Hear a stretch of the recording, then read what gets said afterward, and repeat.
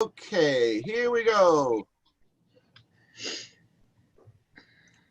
So again, if somebody's trying to get in, let me know, because it's just very, very difficult. Will do. The way this is set up these days. Okay, good morning, sports fans. Here we go. We are going to have 2 really productive days.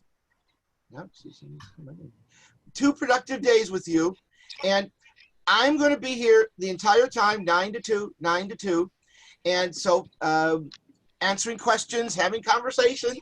What we're going to do, as you can see from the schedule, is we're going to go from 9 to about 10:30, and then we're going to walk you through Roadmap 1 together.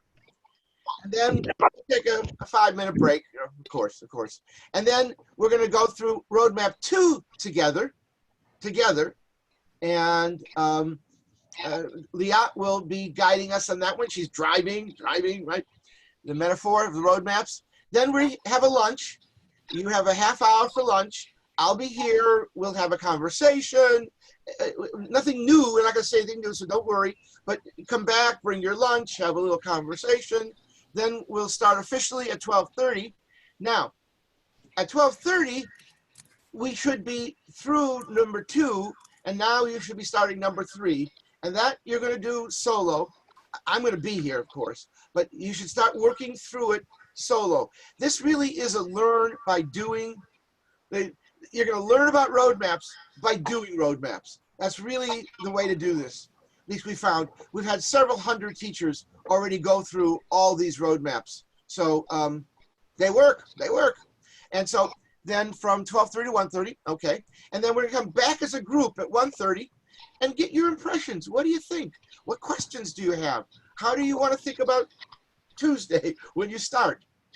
You're not quite ready for exactly that. But by the end of tomorrow, you will be. You will have a schedule that you'll send to your children, and they can use that. Have that on top there. Sandy, what was that? Oh, sorry. Then on tomorrow, just to go over it, we'll start the day again. I'll be here, of course, start the day.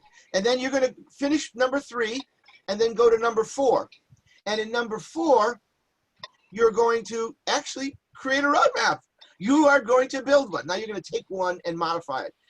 Our suggestion is always start with something that exists and tweak it, shape it, tune it. Starting with a blank piece of paper is always a little intimidating. And with roadmaps, it's good. Start with one and then change it.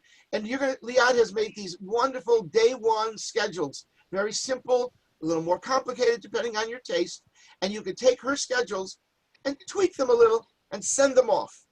Okay? That's what you're going to do. So from 10:15 tomorrow for a half hour, Liat's going to present those day 1, week 1. What are you going to do on day 1? We'll show you. And what are you going to do in week 1? Again, we'll show you. Then we're going to give you time to make your own schedule. Now, because it is the Collaborafy Roadmap platform, Collaborafy, we urge you to work together. And we're going to show you how to do that. You can be each in your own room, social distancing, but there's a little phone icon at the top, and you could talk to your colleague and together build a schedule. Yours can be a little different than your colleagues. It's okay. You can then copy the one and then make it a little different. So we'll show you how to do all that. Then again, we'll have lunch and we'll continue working on the schedule.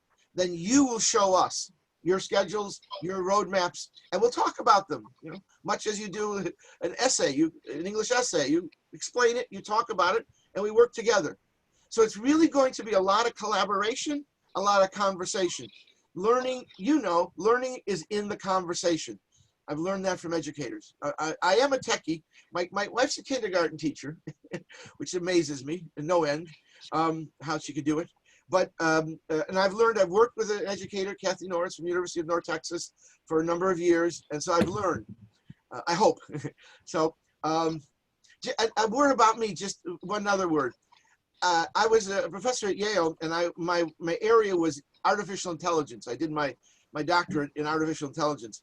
And then we had a child, younger days, and it dawned on me one day that making children smarter would be a much better use of my time than making computers smarter. So I stopped. I literally stopped all that AI stuff and just did education, and haven't looked back. I love it. I'm glad I did it. People doing AI make baseball player salaries. What are you going to do? What are you going to do? But I love what I'm doing. I love education. That's why you're in it. You love it. You care about the kids. You care about what you're doing. And we will give you things that will help you in your class on Tuesday. Questions, comments, thoughts? Oops, someone's trying to get in. Questions? Okay. Liat, do you want to take over? Yes. Okay. There we go.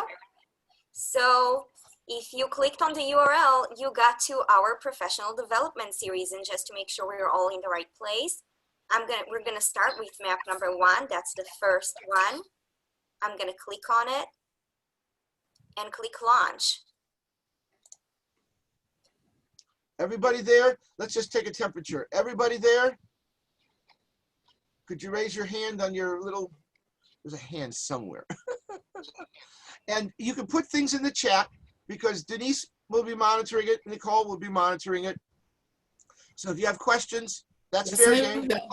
And I do not see any hands up. I'm on the hand board, except for my hand. I just made sure it was working. So, but I didn't mean to raise my hand, Liat. Sorry. I just was testing it. Oh, I see a hand up.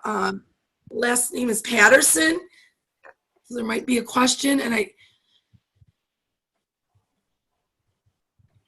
Yes, that is the. No question. I'm just letting you know I was here. Oh, okay. Oh, all right. Thank you. Yeah, thank you. You're welcome. So why don't we do that when you are here and your screen looks like mine, and then I will continue. Yeah. Thank you. Thumb up if you are seeing the same screen.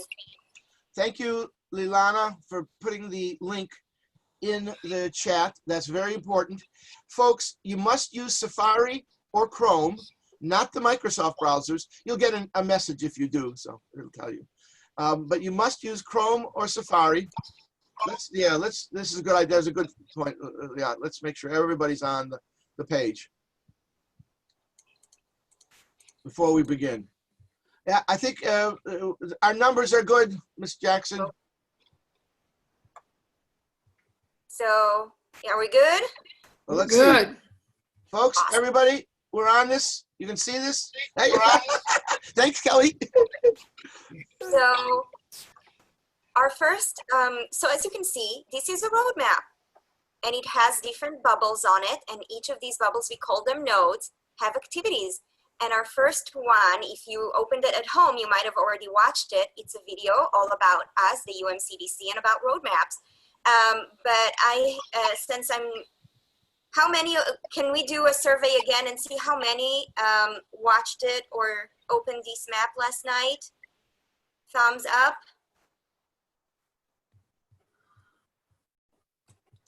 Denise? I'm trying. Hang on.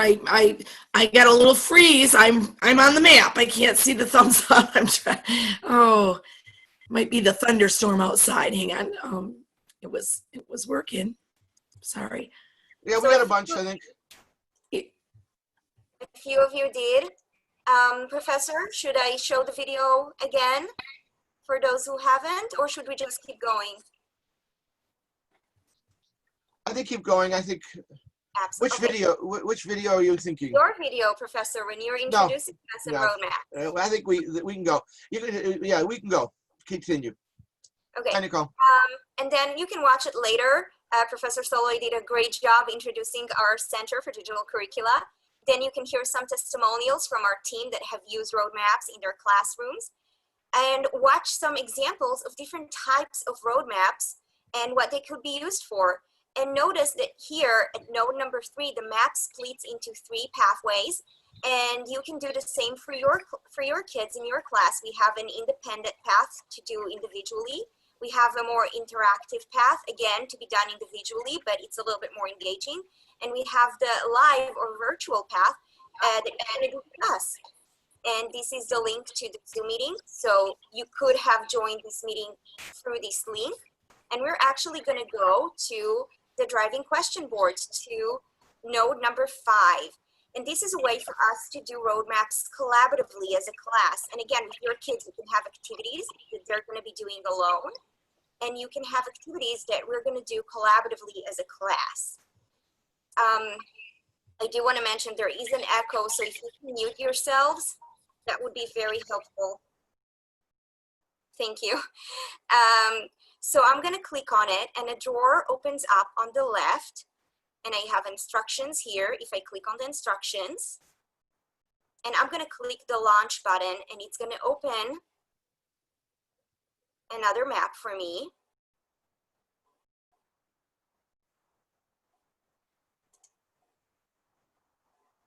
And then I'm going to click on driving question board. And again, I have instructions. And you'll notice this map looks a little bit different. This is because this is the student's version. And you can tell because the top is green on your original map. If you remember, the top was blue. And you can see here the instructions are visible. You don't have to click anything. You automatically see them. And you can hear them. If you click on the little speakerphone, it will read the instructions to your students.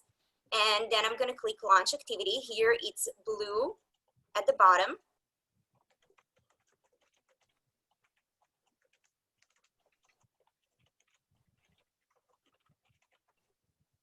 And again, this is a collaborative space. So once you join me, I will be able to see who's joined me. Right now, if I click on the eyeball, I can only see me. I'm all alone here.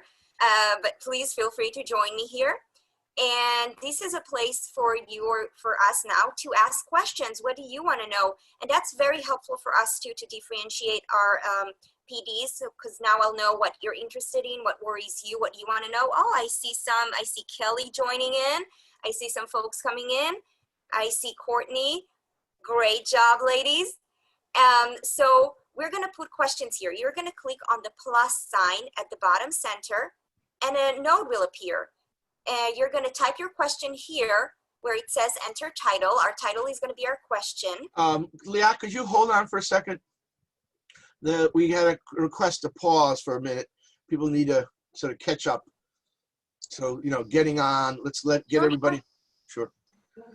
Liette, could you back up and show which node you're on? Because people are lost. Okay. I went to node number 5. The roadmap question board. Yeah, hold on. Does everybody see that? Step 1. Step 1. Step 1 is the collaborative board. How we doing? Sandy, Lilana, what do you think? Folks? Awesome. Okay, everybody. So she started over here at the why use roadmaps. And all she did was click on that very first node. Why use roadmaps? The professional development series. So she clicked on that, and that opened up another map. Okay, so that's where she is now. But you tell them they have to hit launched activity. You can't just Okay, so she opened that up. And then what she did, you can see the whole map there. She went to another node. She went to node 5, number 5. And I think people have to realize they got to open both things. she clicked it and she launched the activity. Do you see how she did that? When you launch it, then you're opening up your activity. And that's all she did. She's opening up the activity. That's what your student is going to do. They're going to open up the activity. So you see what she did is actually put a map inside a map.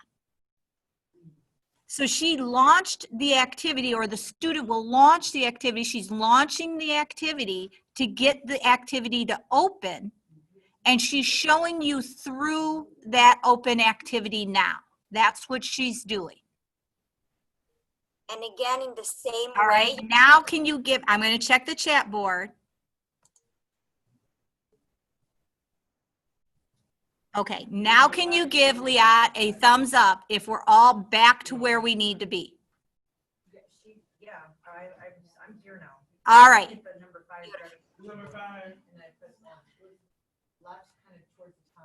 Everybody good? We're on number 5, right?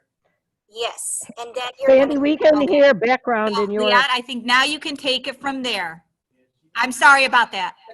absolutely take your time. Let me know if I need to slow down. Absolutely. And again, this is what happens when I click node number 5. I'm gonna do the same again. I'm gonna click the driving question board and launch. And it should open in a new tab.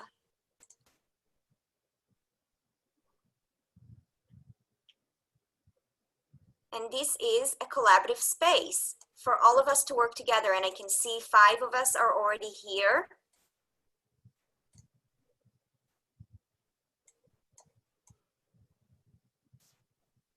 And more are coming. Awesome. So in here, what we wanted you to do was to ask us questions about roadmaps. What worries you, what you want to know about this platform, and that can help us, again, tailor this PD to your needs. Are you worried about curriculum? Are you worried about non-readers? What worries you? So you're going to click the plus sign, and that's going to create a new bubble or node for you.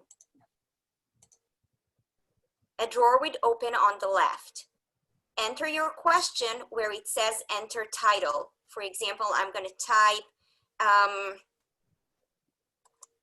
what types of maps are there? And I can move it around if I drag it.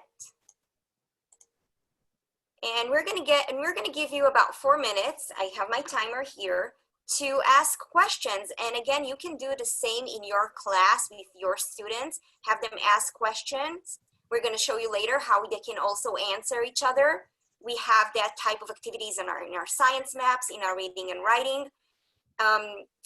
Because this is really a collaborative platform. We really want to work together. So it is now on my clock, 9:24. Let's do until 9:28. Miss Liat, I'm going to have you stop for a moment again. Okay. Most of the people are on the previous page. And most of the people are still behind. So give us a couple minutes. Absolutely. Take your time. I have to remind you to hit the driving question node and then launch it.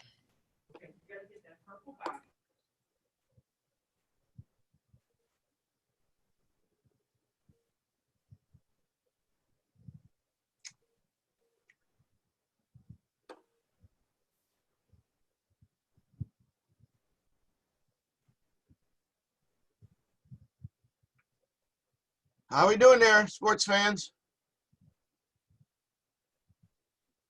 We're getting there. Got Camille is not working. Are you at school, Camille? Because then maybe Sandy, could you, or Liana, could you?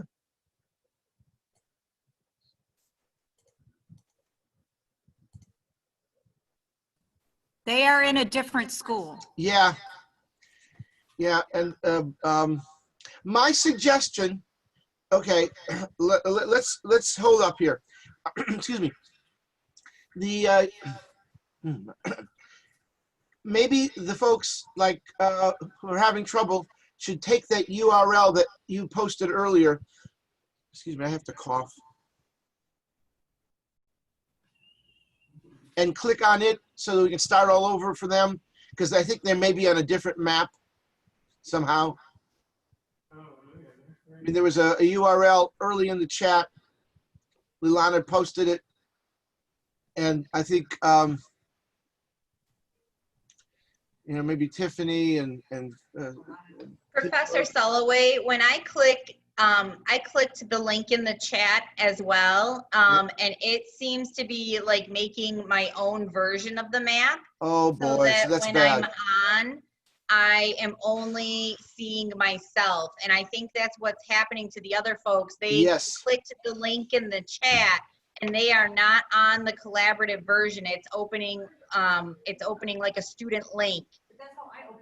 Exactly. Same thing for me. And I also went into the Roadmap Center and went that route. And I'm in I'm not getting into the collaborative one either, Nicole. So thank you for that. I was, I'm not sure why. The link. Yes, Leon? Yeah. It needs to be the link from the PDF that was sent to you. Yeah. Yes, that's the one Can you post that link in the chat for the folks that are Wow. Yep. that are not seeing multiple people on their board? Sure. Yeah. Let's see what we can do here. Let's see what we can do here.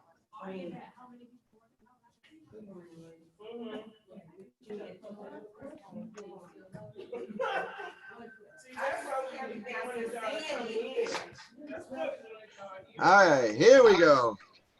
Let's try this one. I just made it.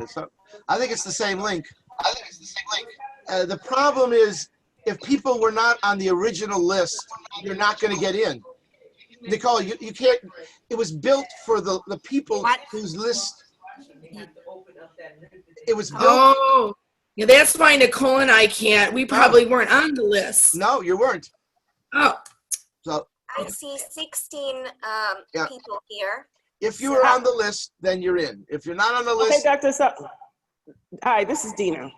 What's happening is I think people are looking at the Zoom and people forgot to copy that URL, take the Zoom meeting on side by side, and then use that URL to actually work alongside.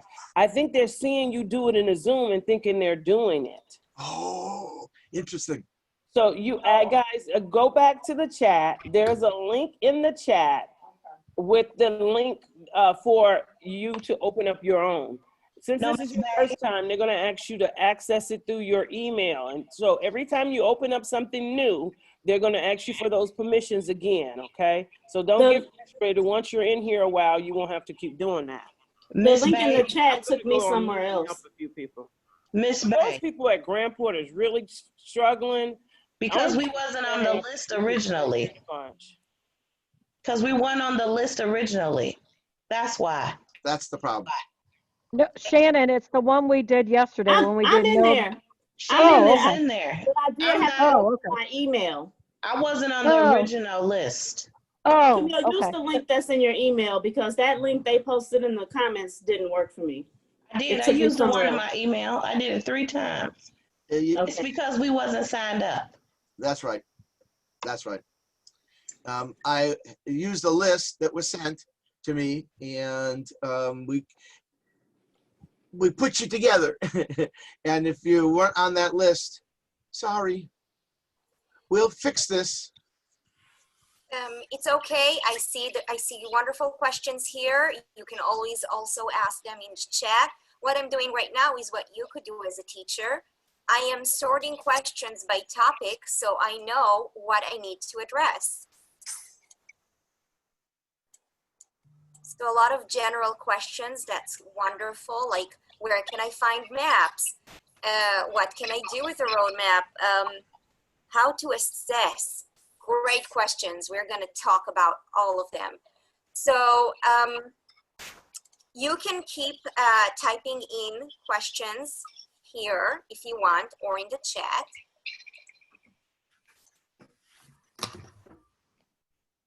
But I'm actually going to go back to our professional development map. And Professor Soloway, you want to share your screen? Sure. Okay, hold on. People are still coming in. Okay, folks, what I'm going to do, which is node number 6, is show you some examples of roadmaps and show you some examples of what students have been doing. So let me share my screen. Okay. Oh my. Okay. This is it's going to be very confusing, but okay. Go to, this is my collection of roadmaps that you're about to see. You will have a similar collection. I have a bunch of them. I have actually a lot of yours because I sent it out, but I'm going to search my collection and I'm going to find I typed in webinar into the little spyglass, and that searched my collection of roadmaps. And here is my collection, and there's a lot of them. And here's the one I want, webinar demo of student work. Okay, I created it on August 17th, and you can see these 3 dots here to the right. I can add a collaborator, and we'll show you how to do that so that other people can work together.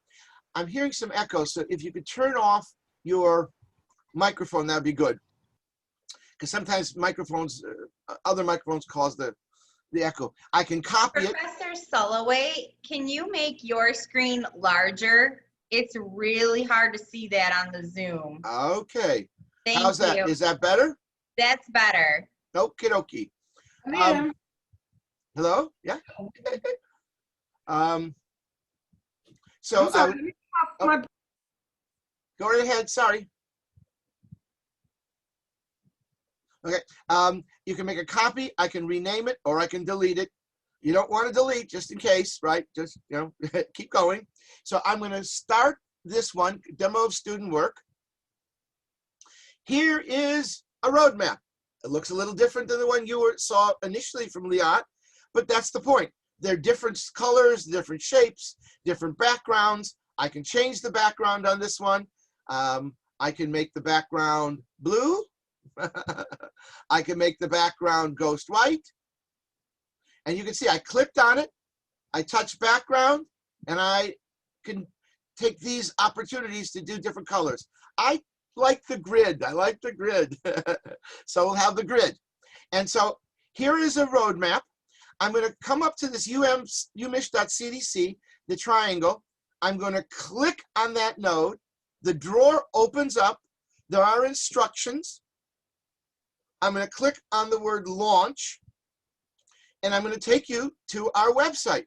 This is the Center for Digital Curricula at the University of Michigan in the College of Engineering.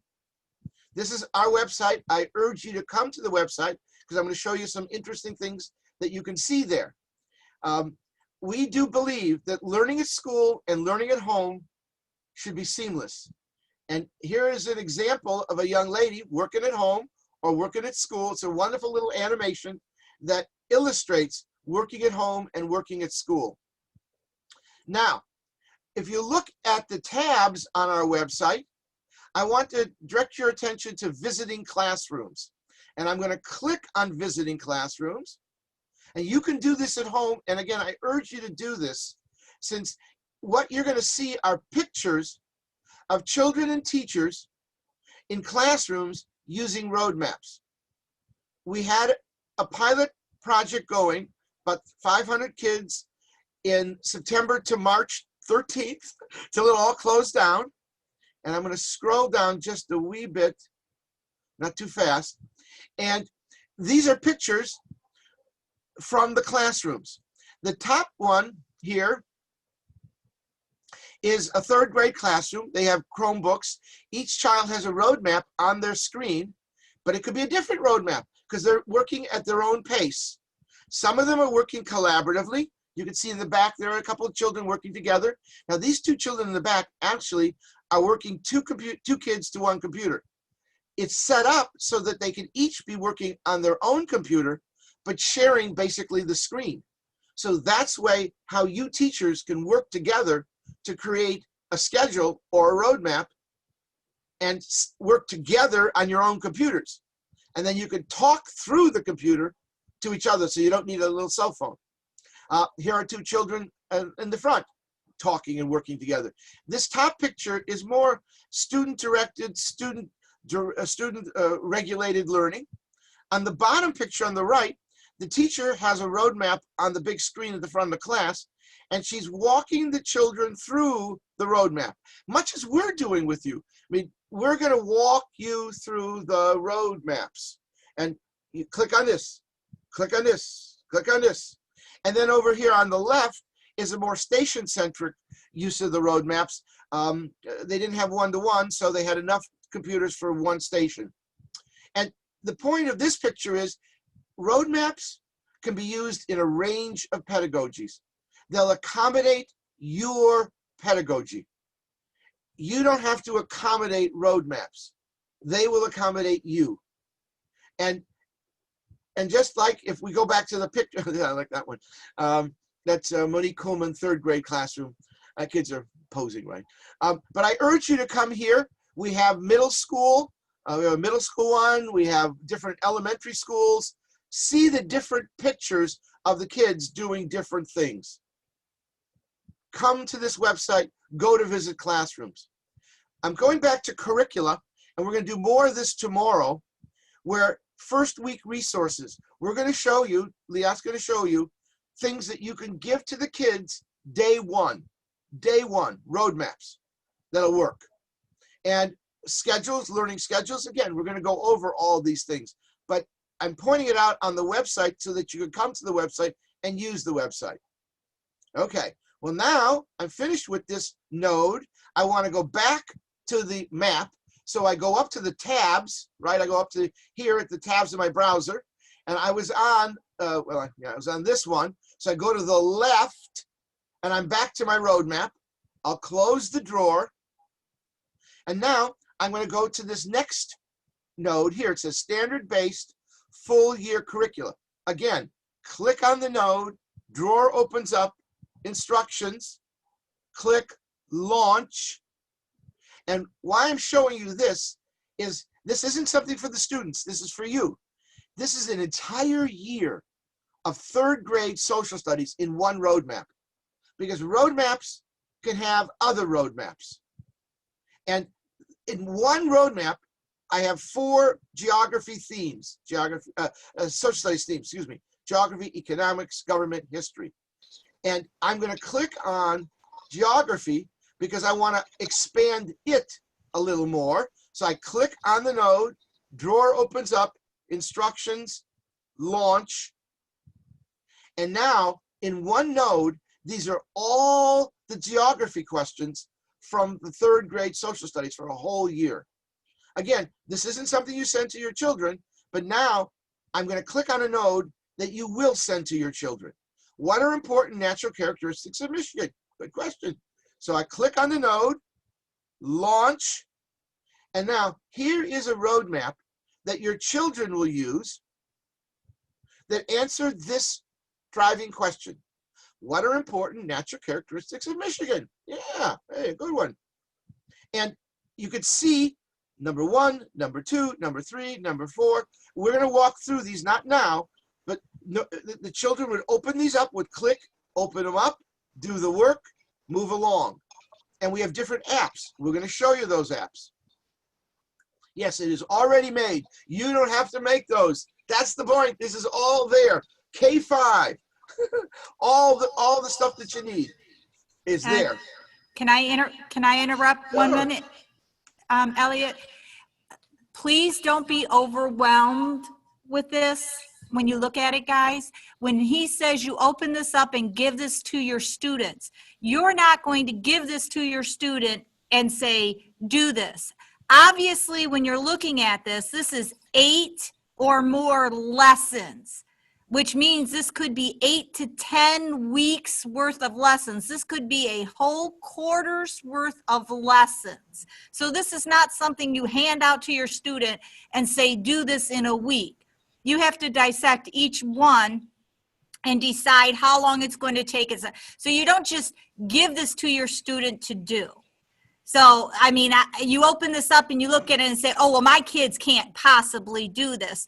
Don't be overwhelmed. You're not going to overwhelm the students with this. I can understand where some of these teachers are probably thinking this right now. Yep. This is the whole curricula for that unit based on Michigan Open Book and the old MC3. So each one of these individual things could have been a lesson that may take a week to do. That's where you go in and you pace it out for your student. Thank you, Sandy. Very well put. Thank you. Very important, folks.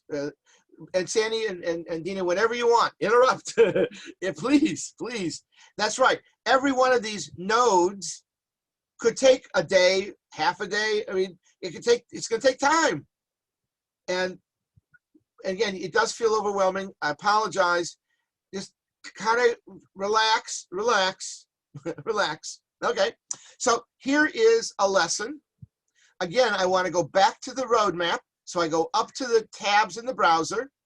I click on this one. I close the drawer. Now, I'm going to go to Why Roadmap. And this is normally done by one of our teachers, Mrs. Skinner. She's not here right now. And I'm going to click Launch.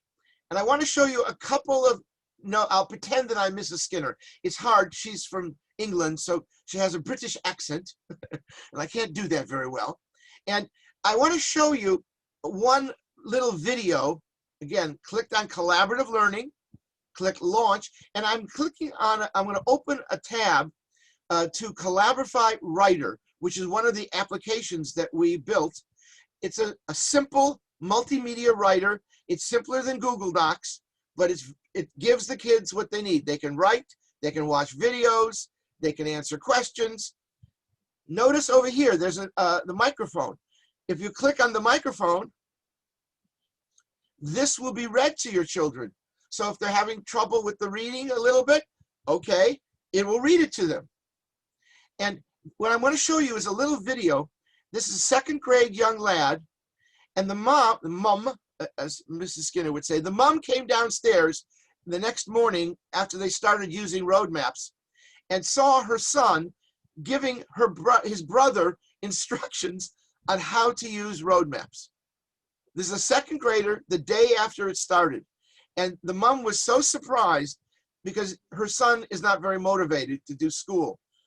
But Mrs. Skinner had 100% attendance after the COVID disruption in her class, whereas her colleagues had significantly less who were doing the paper version. And Mrs. Skinner learned roadmaps in very short order.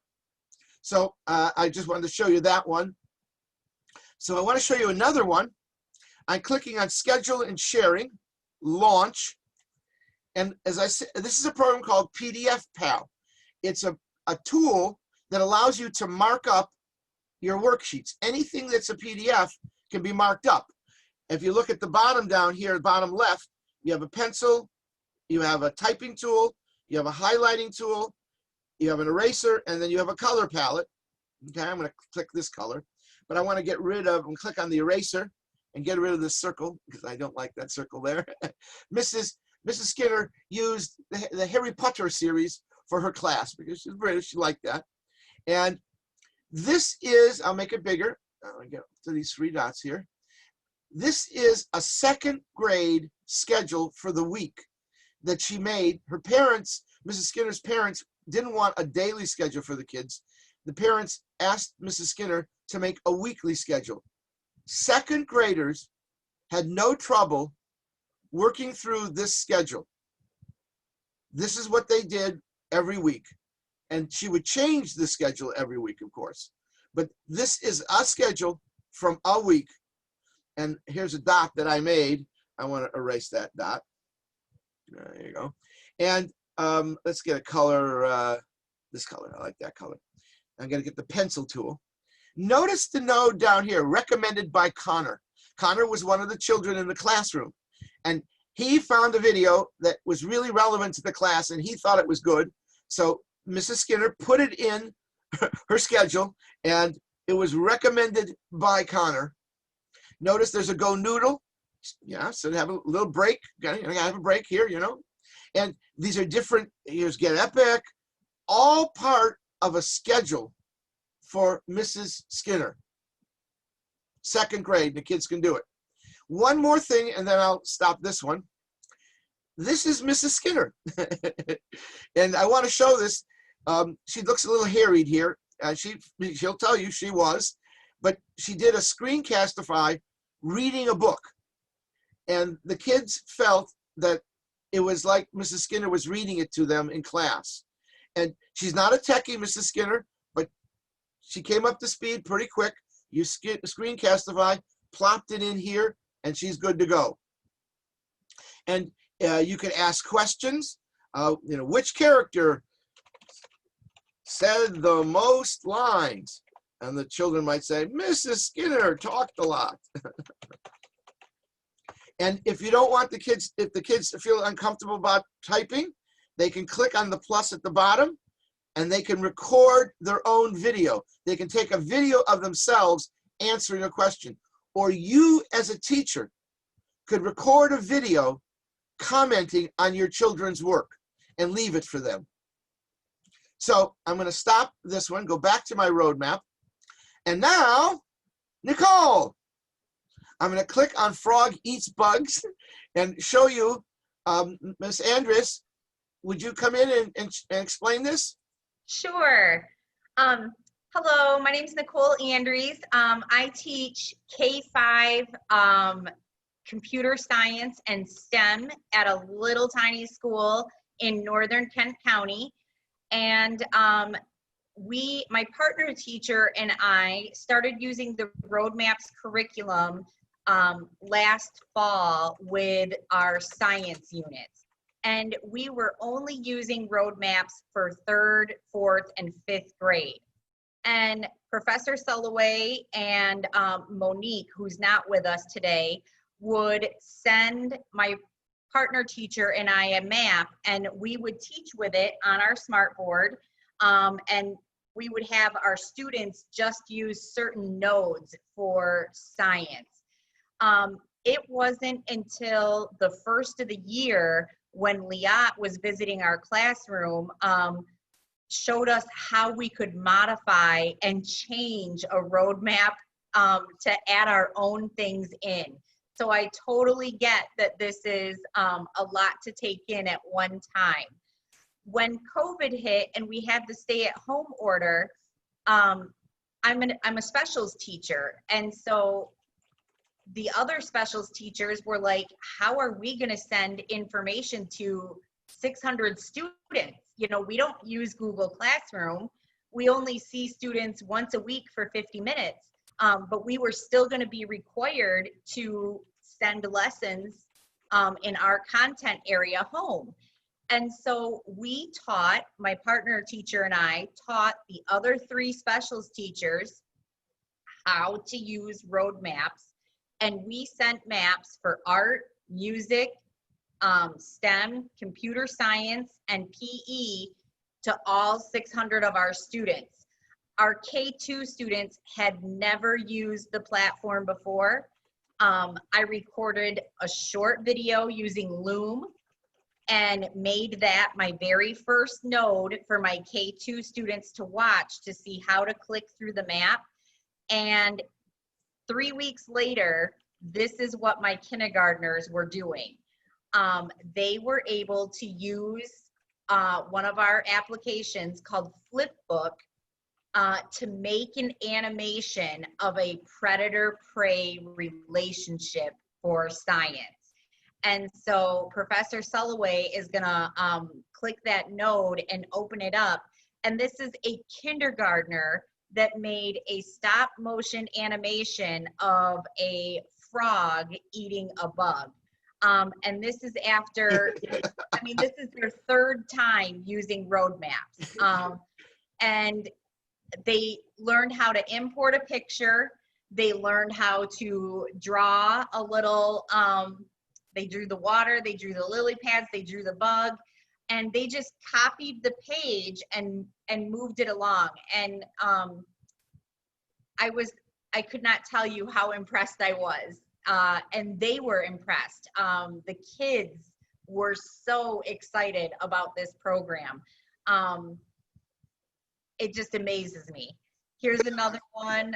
You know, Spider-Man is the predator.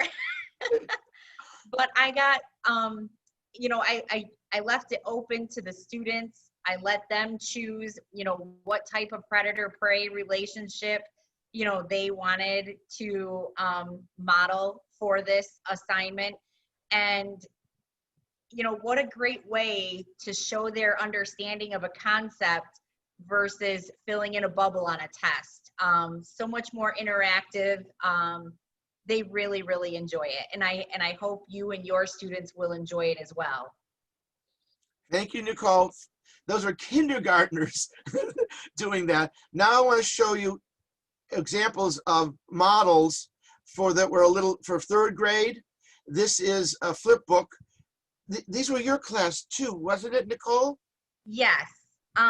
So in the third grade science unit, one of the units is about toys and its forces and motion. And so this is a Stomp rocket model. And so you can see that my third graders have added, you know, the balance and unbalanced forces. They have the trajectory of the rocket. You can see the foot coming down and stomping on that red air pedal. And they model all of our scientific experiments or labs from science in, dogs, in the Flipbook application. And so these are my fourth graders. These are water wheels where they are showing the conversion of energy from the water in the wheel to actually doing the work of lifting the paper cup with, it had like nuts and mushrooms in it. So. No problem. You got your pup there. Sorry, I've got delivery coming. No problem. Let me move along. I want to show you a picture. This is from another classroom. This is Dawn Michalak up in Bay City. This is second grade, and they're doing math collaboratively. Dawn has been teaching 25 years, and she feels that roadmaps have reinvigorated, re-energized her teaching, has helped her realize how to help the kids in a different way. And they started working collaboratively together, and then she encouraged it. And she points out that they don't now ask her questions. They ask each other the questions, and they work through them. They become problem solvers. And this is a second grade class doing math.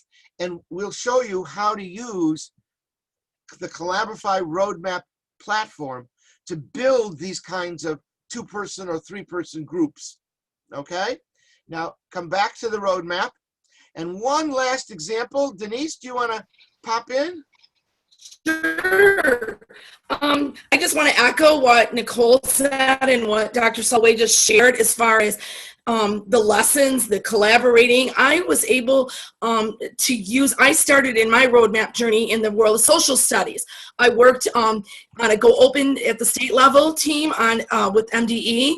And when I came into roadmaps, I was looking for a way to take those resources and bring them into my students in a personalized, engaging, being able to scaffold and do all the things that we know we have to do in the classroom. So I had a full year of roadmaps inside of my classroom. And then as soon as I saw the power of social studies, and as Dr. Solway showed you that third grade unit from the MESA, Go Open, and MC3, I worked all summer creating the fifth grade. I taught the fifth grade to over 100 students for years. And roadmaps definitely changed the way that I could deliver in many ways. And one of those ways, along with social studies, and we all know, is standardized testing. I know that we all are responsible for letting our administrators know that, okay, if I'm going to use this resource or this platform, does it work? So one of my jobs was to take our M-STEP data and the data that my students or our school, we went to the high priority data. We looked at areas that we needed to do what better in. And so I created roadmaps as a fifth grade teacher from third and fourth grade standards, such as the roadmap that you saw earlier. And I used some of my own resources that I'm sure many of you are familiar with, the Quizlets, the resources that I've used for years, because that's another beauty of the roadmap, is you have those oldies but goodies, and I have a lot of them, and I still know they're valuable, but you can bring those into the roadmap through PDFs, import files, and again, we know, as Nicole said, it's overwhelming, but we want you to know that the things that you still have are so valuable. And this is an example of assessment readiness. So I created roadmaps for all of those standards in M-STEP assessment prep, and we scored in the 60s and 70% in 5th grade across, and I hit all social studies students. The 17% was the state average. So how do I know they worked? The data shows that. The 3 years prior to that, when I was involved in the open educational resource movement, using the digital resources and playing with this and going from a traditional textbook, we were in the 50s through 70 percentile. So, you know, the roadmap allows us to be, you know, giving students individualized, engaging problem solving. And as you saw that picture from another one of our team members, kids are working together to problem solve. We are the facilitators. And I know this works in the classroom. And since March, I also have been training and working with teachers from scheduling to lessons. And the value of this platform is, you know, the beauty is it becomes yours. You customize, you use it, and you know your students. And that's what I love. But we just wanted to share that across the board, here it is, but also for those other things that we know we have to do, it serves a great purpose as well. So we'll be here to help you along the way. And as much as we know it's overwhelming, it really, once you get going and experience it, you're going to love it. Thank you. Thank you, Denise. Thank you. So I'm going to stop sharing and turn it back over to my colleague. And again, if you folks want to talk, it's okay. Open your mic, speak, answer questions. I mean, this is for you, and we really want to help. And we need to understand what you're not understanding. So feel free. So we just saw some examples of roadmaps in the class. We heard some testimonials. And now we can go back to our driving question board and see if some of our questions have already been answered. And look at that. All the questions were sorted by topic. These are comments here.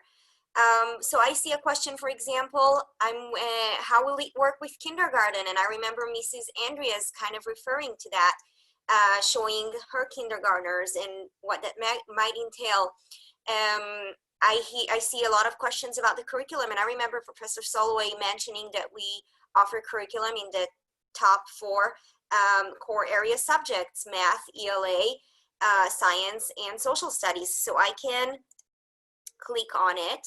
I can click on comment and type my answer and see what happens when I'm going to start typing my answer.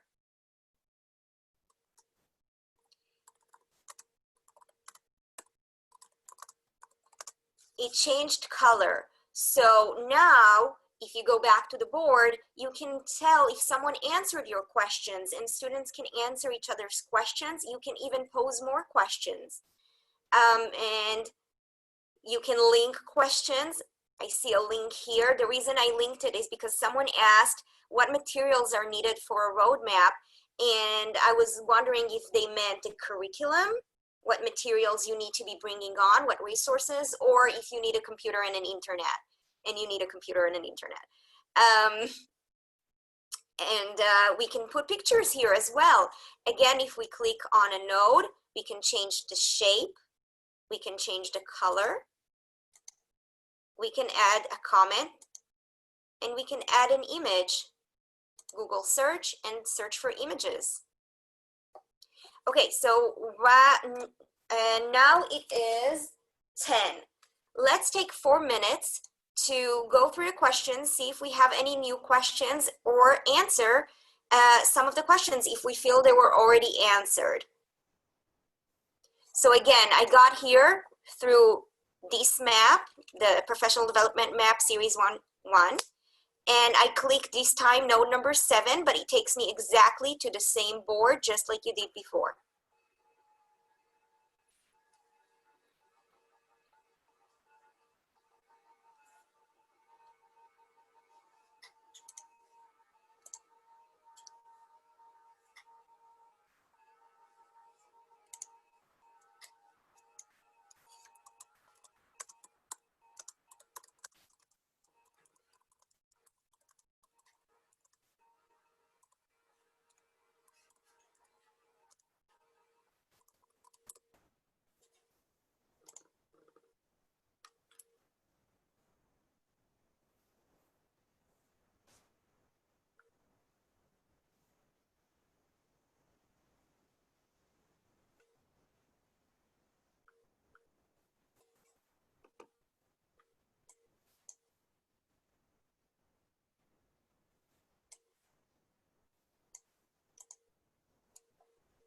I see 19 of us here. That's wonderful. And that's really the idea, working as a community, asking each other questions, answering each other.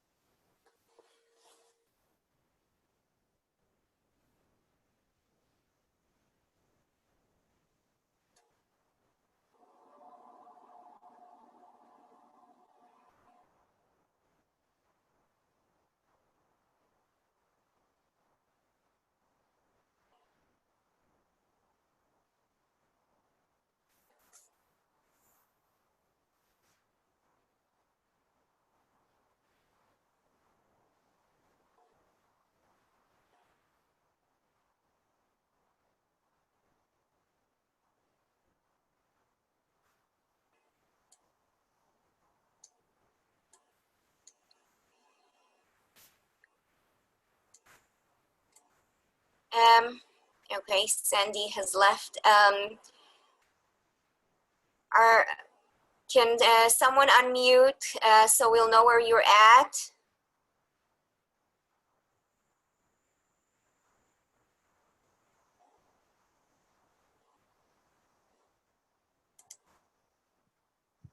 What are you, You need, thinking about that? just if they need more time, or if should I just keep going?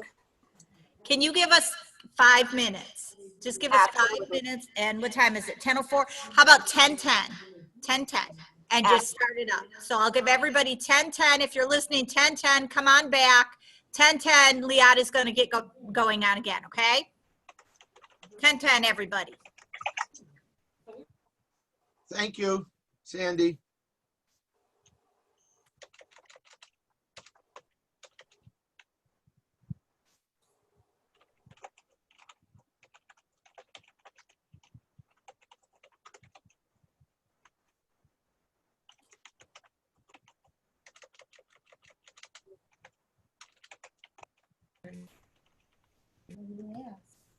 I have a question.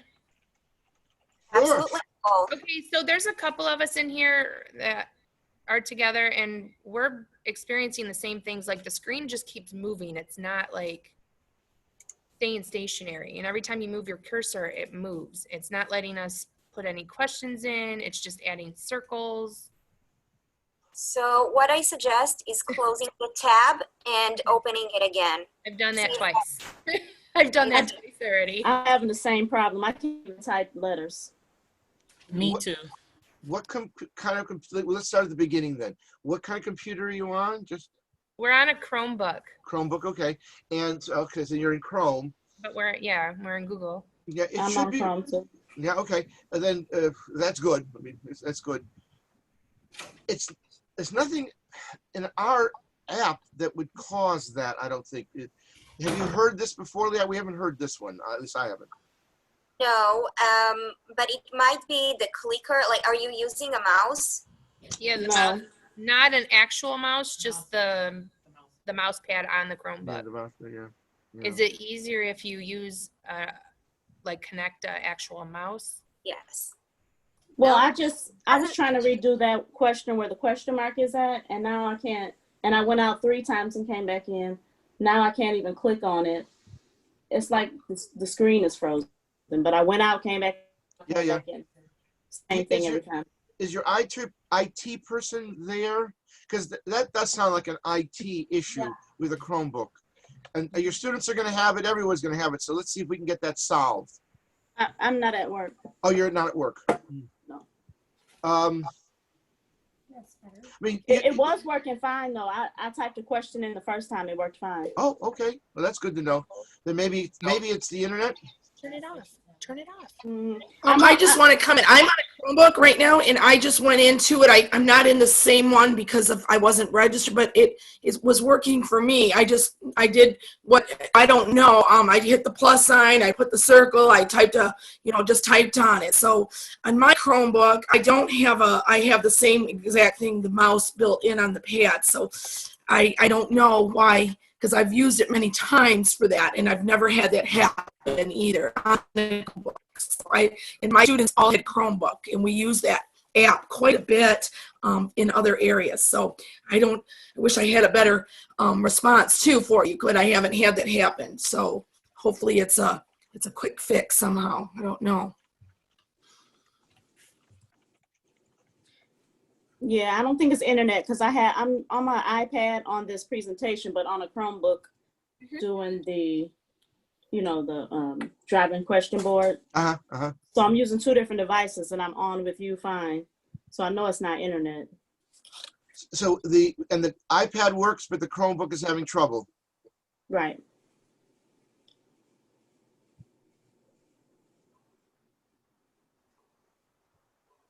Don't know.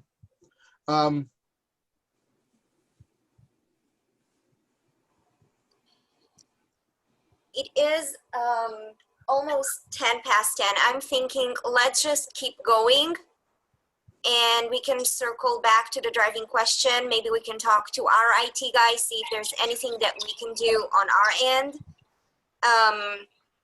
We can continue to use the chat as well, if you have any questions. So Nicole and I are monitoring that. So please feel free, if you can't, put something there to put it in the chat.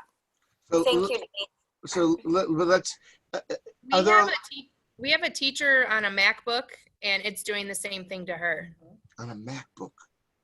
MacBook Air. MacBook Air. Yeah. And are you using Safari or Chrome on that? She's using Chrome, and it's doing the same exact thing.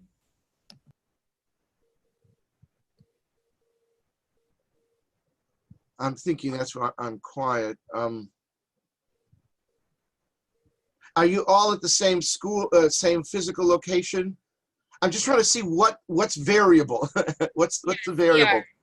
There's 3 of us in my classroom right now. Does any of them work? No. None of them work. 2 of us are on a Chromebook, and 1 is on a Mac, on our old MacBook. And it's doing the same thing. All 3, and the experience is nothing stays still. No, it keeps moving, and then it keeps adding circles every time you hit the plus button. It just adds circles. It doesn't let you type anything in. Yeah. I'll be honest, I don't know, but that does sound like there's something. The software, our software doesn't do anything. I mean, like it doesn't do anything that would make that happen. I will report it, but is your IT person there, perhaps? Mr. Lackey? No, he's not. Is there another computer you could try and use? I'm sorry, I apologize, but I don't, there's no solution that I have right now for that problem. And maybe another computer. But we will try and get to the bottom of that one. Absolutely. Sorry, I'm gonna go ask my teaching partner next door if she's having the same issues. Okay, that's good. Let's wait a minute. So Courtney, you're saying you're having the same problem too.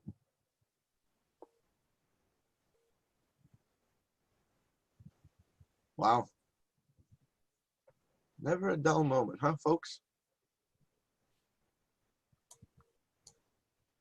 Okay, I can't ask her because she's not in it. Uh, That's what she told me. darn. She said, I'm not in it. Darn. Professor, why don't we just keep moving for now and circle back to this? Sure.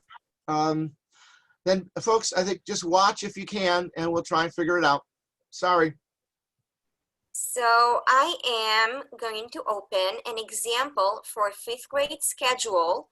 It's here at note number 8. You don't have to open it on your computer, especially if it's moving.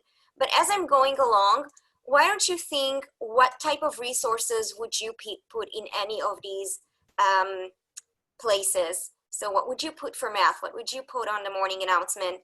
Kind of try to envision how would you make it?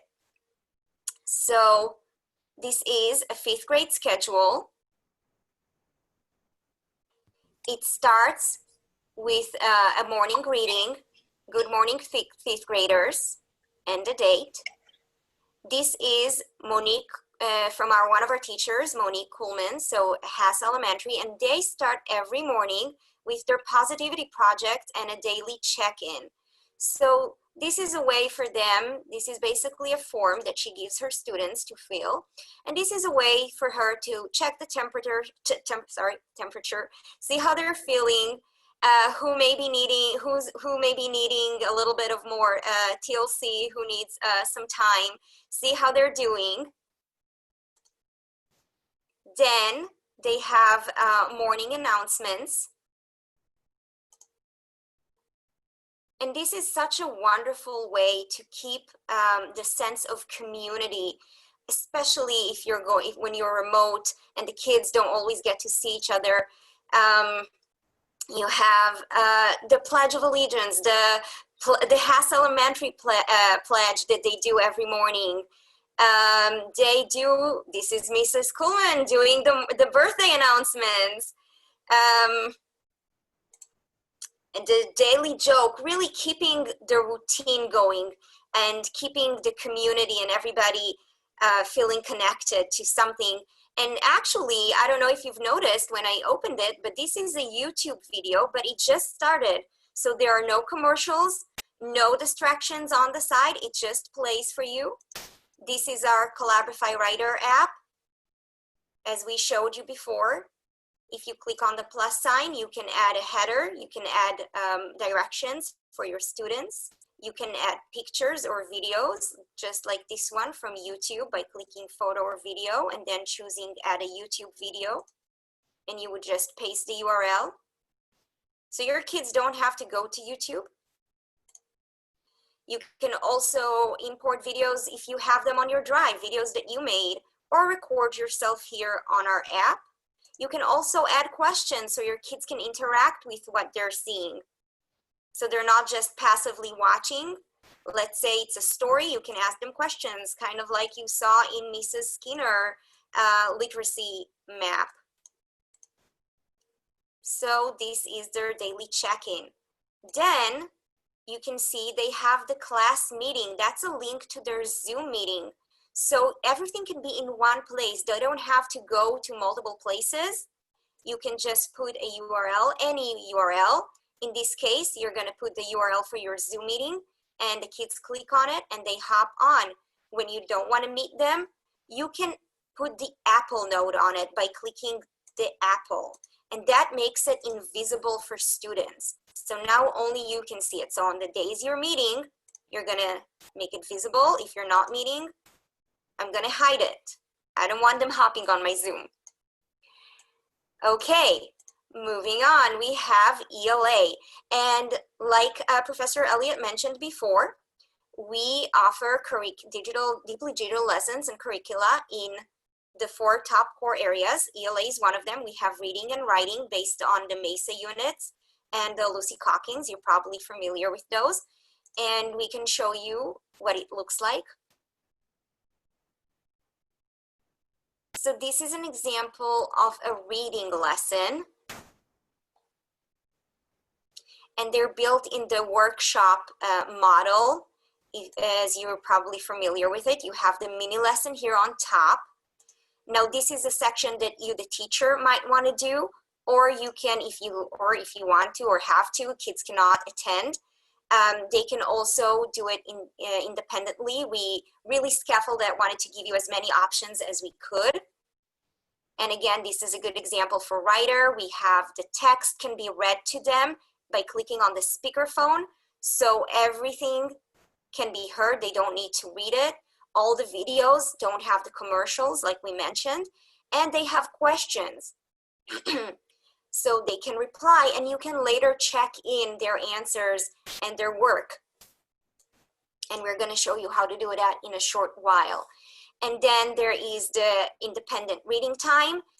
We put in a link to Get Epic. Notice that in the instructions, you can put codes. So if you want to send them to your Get Epic account, just put in the class link and your password, or sorry, class code, and they can go right in there. And again, the instructions could be read to them. So the code can be read to them. We have a timer here and a reading log for them to fill. So they can fill in the time they've read and the book and everything they need to. There we go. Slowly loading. There we go. And they can put notes and the times.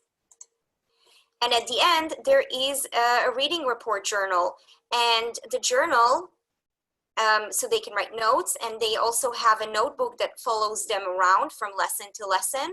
We also have collaborative areas for the whole class to work together and bounce off ideas from another. And here on the side, I should have started with that. They have the learning target and the success criteria, so they know exactly what they're learning today. Let's see a reading example.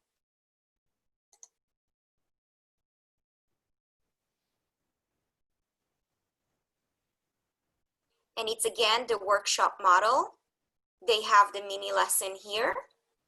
Then they have writer's notebook. And they have the mid-workshop, they have their narrative writing checklist and the after workshop share. So this could be done together or independently, and you can just share on Zoom, and they have, again, the collaborative areas, the learning target, and the success criteria. Some schools, however, you might have your own curriculum, something that you've already purchased. You can also use that. If you notice on the math, Haas Elementary is using Pearson Realize. So they just put a link to the task or the resources or the lesson from Pearson Math. Again, you can put any URL, any link to anywhere. You're just going to click the word URL, change URL, and put the URL that you want to any resource that you're using. You might be using Go Math, whatever works for you, BrainPop. So again, you can put any website, any resource here. We also offer maps in math though, so you're more than welcome to use our curriculum. It's based on the Engage New York or Eureka Math. And I'm gonna pull up a map to show you what a math lesson would look like. And again, I hope that you're envisioning as I'm showing this to you what lessons or materials you might be putting in there. So if you're familiar with the Eureka Math or Engage New York curriculum, you know that they always start with a fluency piece. Then there is the application, the concept development. Again, this would be your mini lesson or where you're teaching, but again, we put in a video for you if you're unavailable. Then we have the problem set. And I'm going to open a problem set to again show you how you can put in worksheets using our PDF app, our PDF PAL app.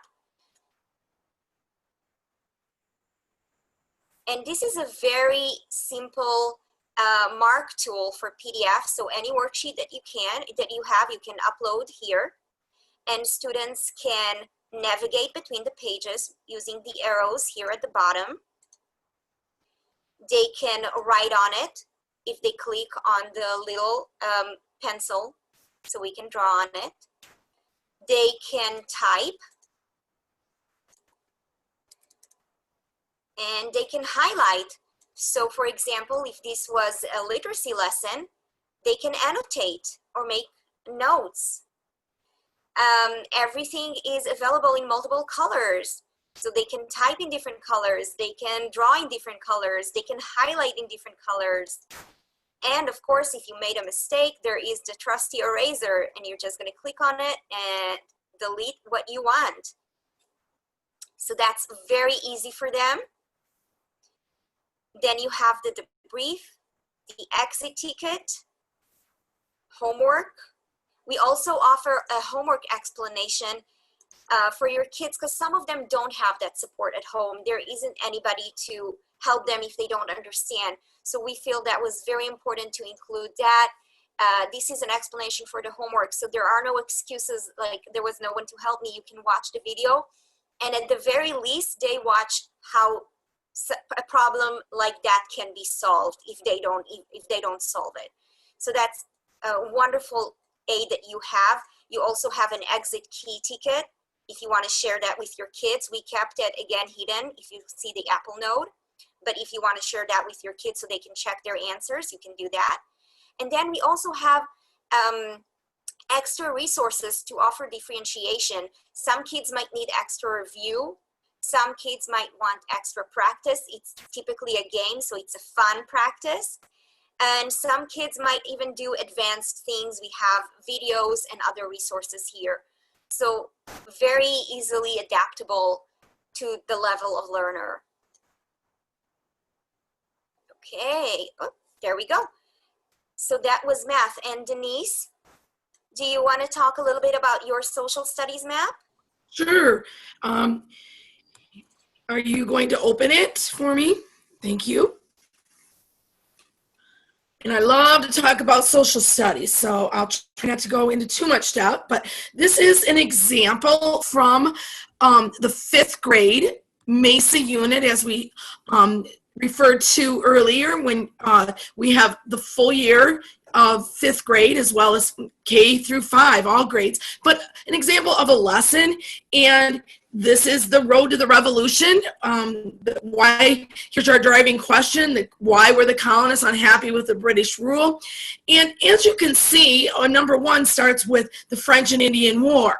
Now that is one of the first causes as you launch. You'll see, as Liat mentioned, in Collaborafy Writer, you can bring a video in and you do not have to worry about ads. You do not have to worry about, all that other stuff coming into play. And this is one that I've used, and I also added the questions, but you as the teacher may want to add more questions or your own questions, or you may have your own videos. This video is right from history.com, but it was also part of the My Open Book project. So you can also bring, you can bring those videos in from, the actual My Open Book or your other resources. The YouTube comes in here as well. So again, just a great example of how to use it, and we love the Collaborify Writer for videos. I mean, and again, you can respond. The kids can text it. They can respond back to you in voice. So there's just so many options, but we built these throughout, and there's Liat showing you that, the kids can, respond back that way. So based on, their needs, some kids like that video. So as you go back to the roadmap, and, we're not going to go through every node, but you can see the multitude of, experiences is based on individualized, personalized, engaging activities, from the Boston Massacre, the Get Epic, as we mentioned. There's a collection inside of there of different, are books that would go with this unit to give those kids that need more or want more reading, to give kids, options. And many teachers just love to add their collections, as you'll see here. This one is the collection, so you don't have to go searching for all of them. And I think it's still spinning. It was last time oh, there it is. Thank you. And you can see those are just add-ons, but, so many of our kids want more, and they love, some of them. I just love teaching history. So I would encourage the kids, hey, did you see that book? And, we'd even establish some book clubs within, those units. And we also know that part of the problem is getting that informational reading and those blocks of social studies and science is this is a great way to weave our extra reading into those content areas. So just, again, some examples throughout this, we, in the Boston Massacre in 5th grade standard in our district, and I know on most writing standards, the point of view, the perspective. So I built in the, the perspective from the Boston Massacre. Who started it? Was it the Patriots? Was it the Loyalists? And so, again, all of those things that I was doing before roadmaps, I could do and even better. Kids were just loving to be able to do this in their own way and to assign groups and as we talk about the collaboration piece. So again, multiple assignments, scaffolding all of this, going around, and as someone said earlier, this map may look overwhelming. This is about a good week of instruction in this because, and it depends on you. So as you make your way through and around, you see the Intolerable Acts, you see My Kids Love Liberty Kids, so I brought in some of that. You see a way to bring in a timeline project. But as you see those arrows, I have the kids going through and then recording into a chart so that at the end they can create a timeline of the causes. And again, this is another way. Nicole illustrated earlier her Predator and Prey, and we used the our Flipbook, but this was another example of building it within other areas in social studies. We also used it for our Colonial American the biography reports. The kids love doing the animation with that. Used it for poetry units and so there's just so many options. This was just sharing just a piece. And again, it's very easy for a teacher to add to this or to delete from it. The Apple notes in the right-hand corner show you that I know we don't want to put a whole book in a note. We don't want the students. So I always keep for me and the teachers that I work with, that book handy so I can go grab pieces of that and bring it in a PDF. And just those Apple notes, again, the students cannot see it, but you don't want to go looking for that and you don't want to give them a whole book. So again, we end with the shot heard around the world, and then we're off to the revolution, but you'll see art and music and all of those very important multiple intelligence types of ways to get students engaged and involved in this roadmap. So thanks for letting me share. I love social studies, so if you have any questions or anything, I'm more than happy to answer. Had fun building. Oh, you're the good old Schoolhouse Rock. Those never get old. Our other colleague Monique, she's always saying, "Did you get that Schoolhouse Rock one?" And I said, "Yes, because I know, those are oldies but goodies, as I said earlier. But you might have a better one, and it's really easy to change that up as well. And again, it becomes yours. But you can, as it's going into the school year right now, you can use them as is. So thanks, Leah. Thank you, Denise. And again, this is a wonderful, wonderful map. It may look big, but again, it's more than a day, don't worry. And it has wonderful resources in it. And then we move on to our recess. Now you might have to do an indoor recess. We like to put Go Noodle videos like Professor Elliott showed you before. So I'm not going to go in there right now, but I do want to show you an exploratory math. And like Miss Andrews Nicole showed you earlier, in Kansas City, all the exploratory teachers collaborated on one map. So you can work together in creating a schedule or a map with other teachers, with your colleagues. And they made one map with all the exploratories. And I don't think Nicole is on. Is she back? Doesn't seem so. I don't believe she was trying. I'll see. I haven't had a. She's going to be a few more minutes. She's having a little computer issue, so she's on her way back shortly. Okay, so I'm going to show the music teacher map in the meanwhile. And as you can see, each teacher did their own map. It's short and sweet. It has only like 4 activities. to not overwhelm the kids. It's taking a little long for me to load, I'm sorry. And they made personal videos to meet the kids, again, keeping that personal connection with the kids. It's so important when you're learning remotely. There we go. And these are videos of their music teacher when they load. There we go. So how fun is that? And then your kids, like we said, can also record themselves back and give you a response. So I'm gonna open up the team map, and that's from Billy Freeland. She's one of our teachers as well.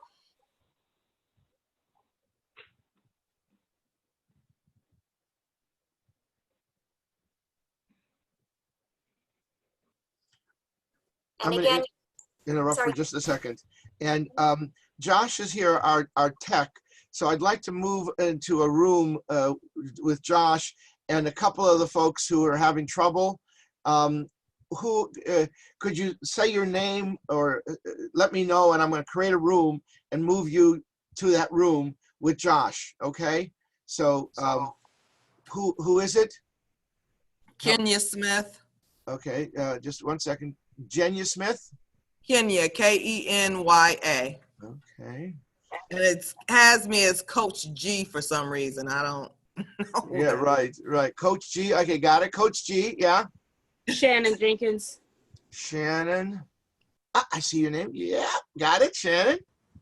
Anyone else have the problem? Corey Burks. Okay. Corey Burks. T as in Tom. Oh, sorry. Oh, T Burks. Got it. Yep. Anyone else? As e-course. Yeah, Natasha, I see you a couple of times, actually. I see you. Leslie Shorter. Leslie Shorter, okay. Anyone else? Camille Frierson. Courtney Potter. Wow. Camille, I see Camille, got it. Yep, one more. Courtney Potter. Courtney, okay. Anyone else? Alanda Tate. Oh, you're not in. And Michelle White. Okay, oops. Michelle White, yes, and oops, nope. And what was the Tate? Sorry. Alanda Tate. Oh, Alanda. You're just by Alanda. Got it. Okay. I'm going to put you in a room. So the money. Yeah, let's hold up a minute because a lot of people are going to go with Josh, and let's see if we can solve this problem. Okay. I'm going to open the room, and you folks are going to go there and talk for a bit. We'll answer some questions and other things, but we won't leave you folks in the dust. Okay. Promise. And here we go. I'm going to open the room, and let's see what happens. Oh boy. Hello? Hello? Can you add Sheila Imes, please? Okay, I see that. Also, Christina Johnson. Okay, so you're having trouble with your computer? Yes. Okay, got it. Just want to make sure. Because it looks like almost half, Leah. Okay, let's, Leah, maybe we can answer some questions. Folks, I didn't think there was that many people, so I started to interrupt.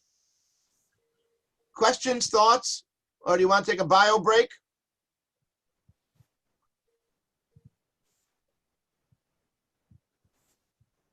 Yeah, do you want to talk? Should I keep going? No, I don't think we should keep going. But folks, do you want to ask some questions?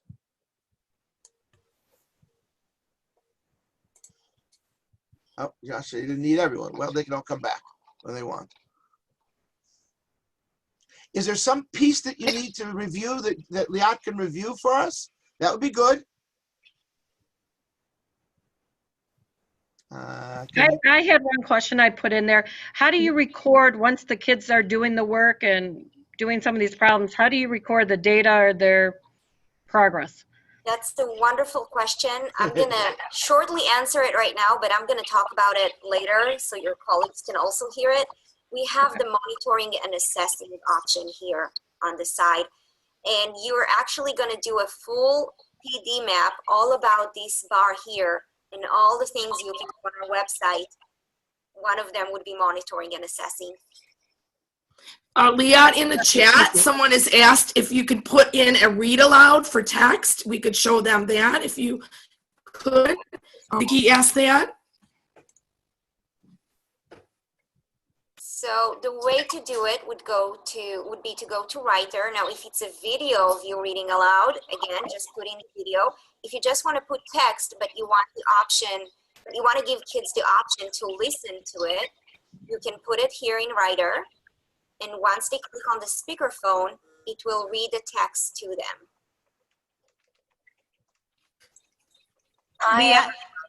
Leah, could you show everybody, hang on, thank you. Can you show everybody how they access the different apps like Writer and PDF and all that? Show them how they access where they get those again.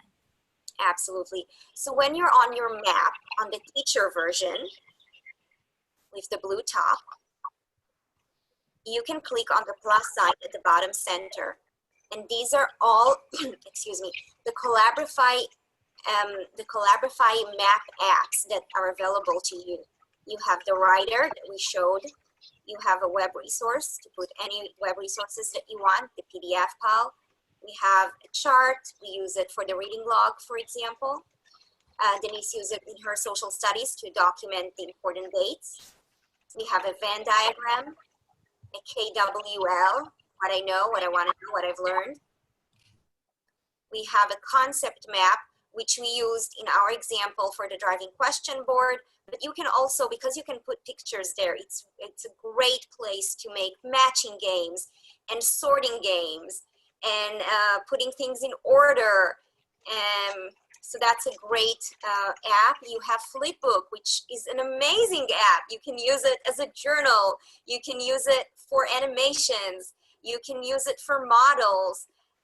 So it's really versatile. And we have the Collaborafy Roadmap that allows you to put a map inside a map. So for example, you can have a weekly schedule and put in it a different map for each day. You can have in a daily schedule, you can put in different lessons, right? A math lesson map, an ELA lesson map, and we have the driving question node. We also have all of these activity nodes. They're not going to take you anywhere. They're more for you to leave instructions for your kids, like turn and talk. And we also have all the Google apps available for you. So if you already have things done on Google Slides or you have spreadsheets, just upload them here. It works beautifully with all the Google Suite apps. And I'm actually going to show an example, because what we did in this schedule that when I showed you earlier is I put a reading lesson in. I used the Collaborify Roadmap app. I clicked File, choose a file, and I chose the reading lesson I want. Now when I make this schedule again tomorrow, I'll just put in the next lesson. So if this was 1.4.2, I'm just going to put 1.4.3.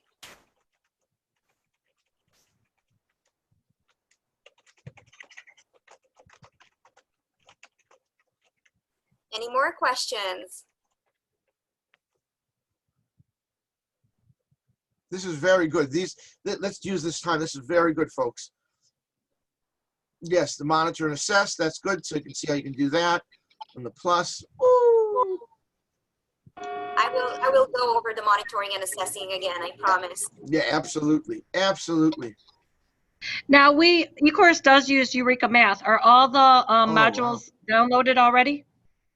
We have everything K5 module 1 ready for you to roll.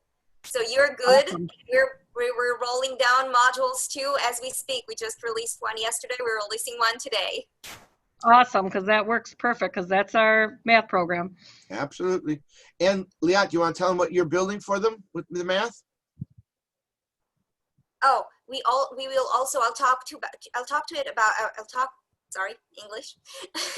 I'll talk to you about it tomorrow as well. But as part of the resources that we're going to offer you for first week, we'll also be offering breaking down of lessons maps. Basically a map to help you gradually show your kids how to do an Engage New York lesson on a roadmap. So as they're learning about the fluency piece, they learn how to use Writer, because that's how it's going to be on a roadmap. And we're explaining a little bit what a writer is, what the fluency is, how to answer it. I have a video showing them how to do it, and then they practice the fluency, and that's all they do. And then the next time, they practice the application piece. And there is a video showing them how to answer an application, what's needed of them, and then they practice an application, and that's all they do. And you slowly, gradually build the lesson. For somebody that teaches a split, that's ideal to have 4 and 5 working at the same time, but on 2 different lessons. So that's awesome. Thank you. I'm actually gonna pull out very quickly. I have a lower L, so I showed an upper L schedule. This is more for a lower L. I just wanna pull out an Engage New York math for the little ones so you can see that, because I showed you the older kids version, but I wanna show you and kind of put you in ease that the little kids maps are very friendly looking and not scary, even though they still have all the pieces, the fluency, the application, the problem set, the debrief, the exit ticket.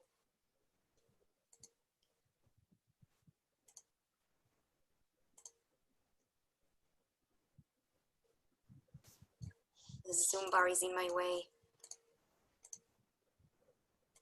It is weird. I don't know how you do it, Professor. Yeah, I know. Sometimes I wonder. I have people faces in my way. So this would be, and again, an Engage New York math. This is the teacher's view. And you'll see we used icons to make it easier for the kids. They get familiar with that so they know what's happening in each part of the lesson.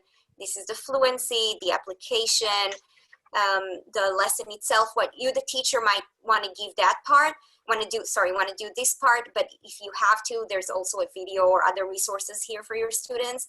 There is the debrief, and you can choose to do it live in a Zoom, which is what we recommend, or they can do it together in pairs or alone answering questions. You have the problem set. All the instructions are for the worksheets are here in the instructions here, so they can listen and know what to do on the worksheet. And if you choose, you can add homeworks. We have the extra resources, the review, practice, and game, digital manipulatives, and all the good teacher resources that you might need, like the lesson plan, additional resources, and answer keys. And for a kid, so this is the teacher's view. Let me show you what a student will see. And this is what a student sees. So much simpler, about 5 nodes, 5 activities, the manipulatives, extras on the side.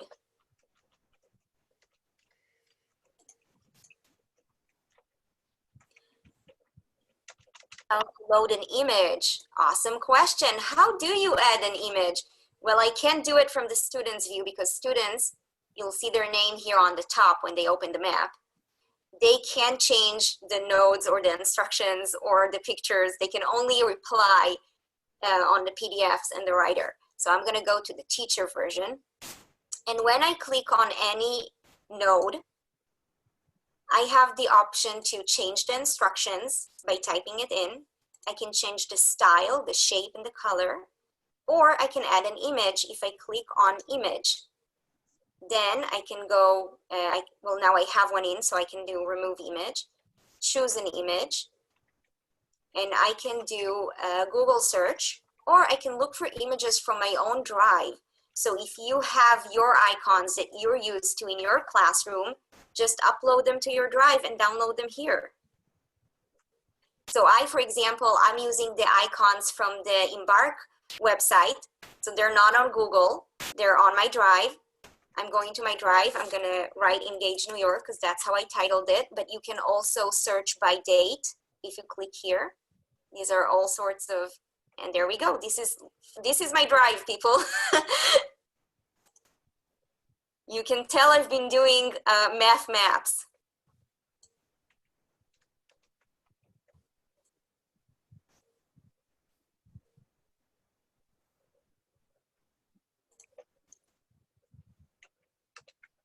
I love the manipulatives too. It's so important. They have stuff at home, but it's so important to also offer them a digital version. We even have the counting bears here. I don't know if you use them in your school. Some schools use the counting bears. We have them digitally here. They can still count bears.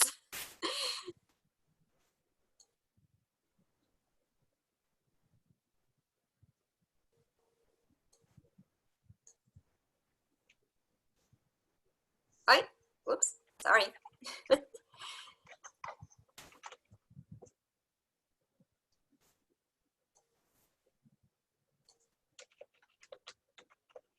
And I do want to note again, and I will say it again when your colleagues come back, all of these maps we've made, they're all done for you. They're all ready. You don't have to worry about it. You can just use these lessons. But it's not a canned curriculum. You can make changes. So for example, if I don't want to give homework, I will just Apple Note it or delete it.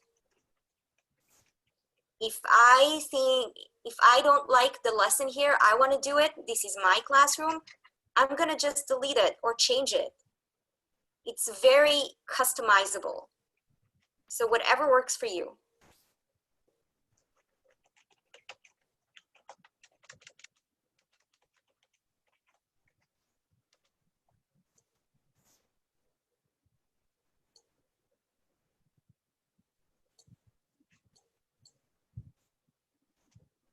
This is good, good. I think Josh is still working. Okay.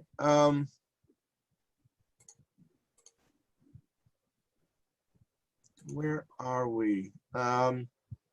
It's 10:48. How much more do we have on this one? Yeah, just trying to think.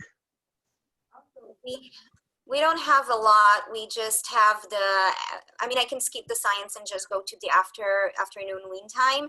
I was hoping to show the little kids schedule as well. Just, I don't even have to go the apps, but just show them a simpler version of a schedule.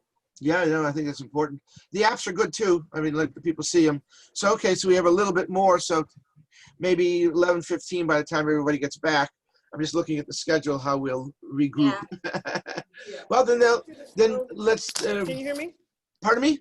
Oh, can you show them for the kindergarten teachers or the lower grades, the handwriting app that you have? Tomorrow. Okay, good. Okay, I just will eventually get on there. Okay, absolutely. Oh, Josh, you're back. Thank you. I'll show you the handwriting one. Oh, yeah.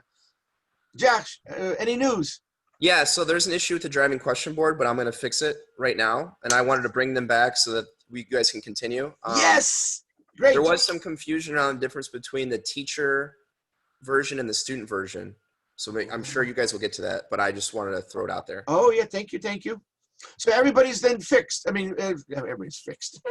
It's not fixed yet, but yeah, I know what it is, so okay. I'm working on it. Thank you for jumping in, Josh. So now let's see. I can close that room and make everybody come back. Yeah. And there's a chance that some people might have accidentally left the whole thing because I almost did that. So be ready to let them back in. Yeah, right. Okay. Let's see if I can close. Join. Hold on, folks. I'm going to close rooms. There we go. I'm going to close the room in 56 seconds. This is what it is, right?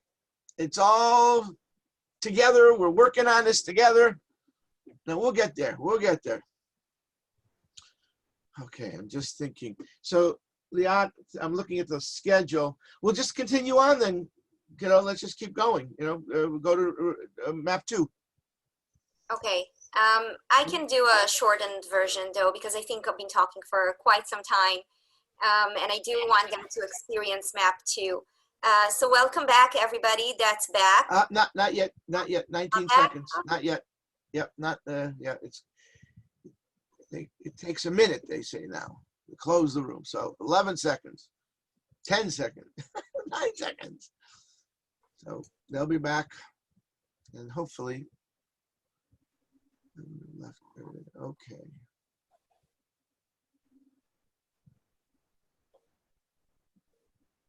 What? Is it off? Are we still on? Yep. Are you back? Yeah, I have a question for you real quick. Ask away. Okay, yesterday when I got in to do the couple things you wanted us to do before, it said there were 4, when you first open it up, there's gonna be 4 rectangles. Mine is There are only 3. There are 3. It's, we need to change the instruction. We actually hit number 4 inside number 3. Okay. So, so you're not my alarmed. computer's doing crazy things, so I just wanted to make sure it wasn't another something. No. It's all good. Okay. Thank you for asking. I didn't even realize that the instructions still mentioned 4. So welcome back, everybody. We're almost done with the schedule. I won't be talking for much longer. I really want you to experience the maps as well and try things on your own. So after the exploratory, really all that's left is win time. And that's a great example, again, to show how special educators can hop on your map and work together collaboratively, or how you can sort your kids into different groups. You can have reading groups. The language specialists can be here. Your Title I teachers, whatever you have in your school, and they can just go to their group. So all the kids are on this map. They're all going to the group they need to go to. I'm going to go to Ms. Mulani's, or I'm in the purple group. And you can see how nicely she set it up for her students. They have a Zoom meeting at the top, so they all log into it. And then they have only 3 activities that they can do together collaboratively. And that's just another great example to use the colors of the PDF, because she loves assigning each kid with a different color.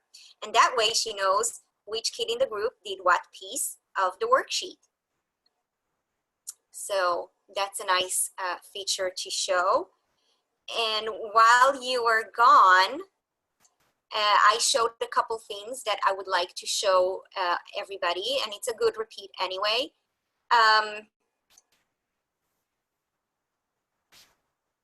Okay, closing some tabs. There we go. So all the apps that we're showing you are here when you're in the teacher version. Again, the teachers have a blue banner on top, and this is the version where you can make the edits and change. You can add nodes, remove nodes, change instructions.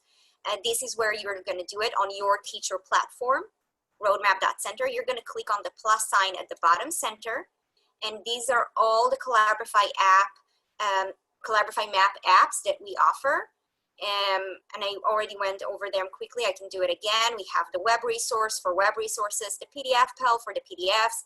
We have a Venn diagram, a chart that you saw in the reading log, a KWL, the writer for your videos and pictures and text that you want your students to listen to, especially if you have non-readers. The Flipbook, we talked about it, a great journaling tool, but also a great way to make models and animations, really a versatile tool. The map, which we were using for a driving question board, but because you can add pictures on it, it's a great place to make matching games, sorting games, ordering games, a really fun, engaging app for the little ones. And we have Collaborify Roadmap, so you can put a map inside a map, kind of like how in this schedule, I put in a map of a reading lesson and a map of a math lesson. And I'm going to show that in a second. We have the driving questions, nodes, and other more learning activity type nodes when you're just leaving instructions for the kids, like Turn and Talk, and all the Google Suite apps. So if you already have something ready on Google Slides, Google Docs, Google Sheets, you can just plop it in here. If you recall, that daily check-in Monique made was a Google form. And just very quickly, I want to show that if I click on the reading, it's a Collaborify Roadmap. I chose File, Change File, and these are all the maps. And you're gonna have those because you're gonna download our curriculum, and you can search a specific lesson. And then when I make the schedule the next day, I'm just gonna put in the next lesson. So,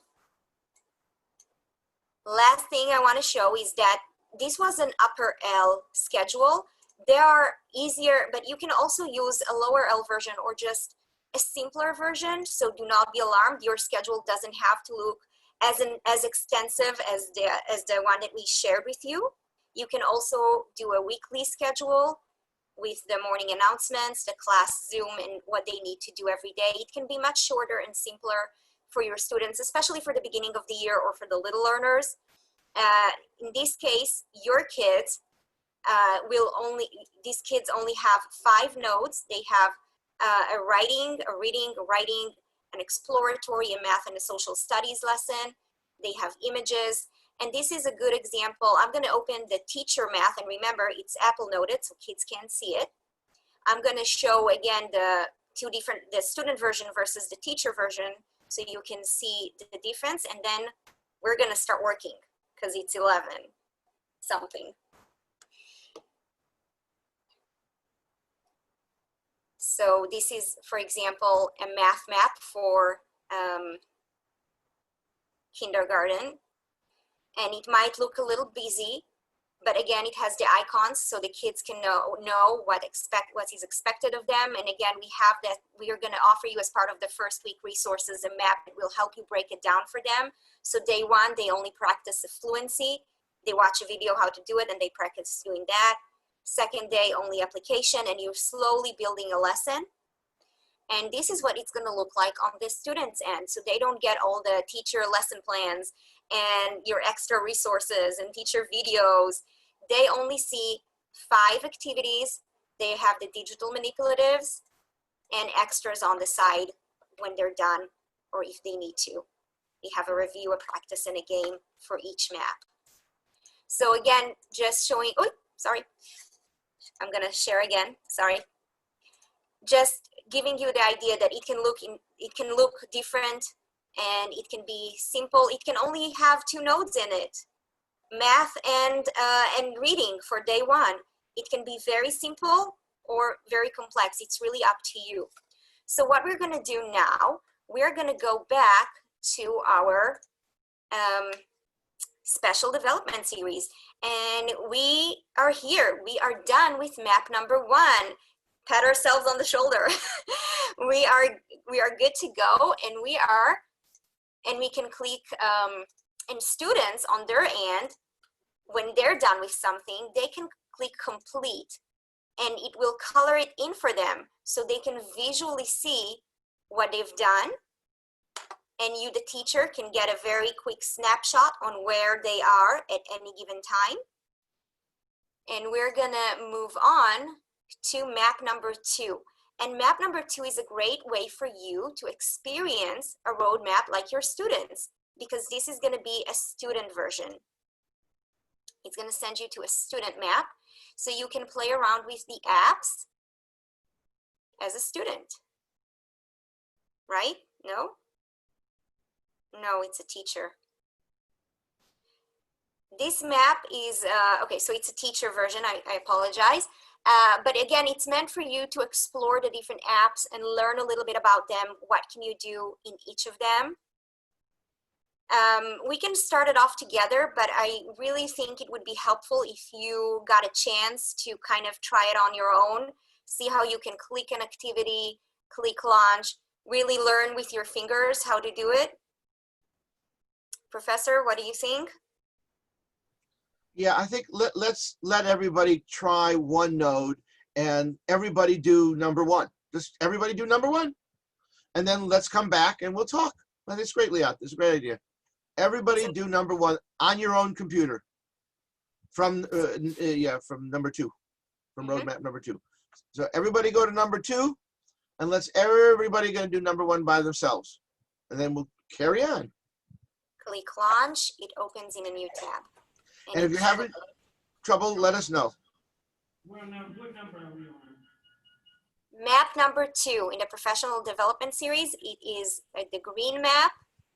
And when you click launch, it has a yellow background.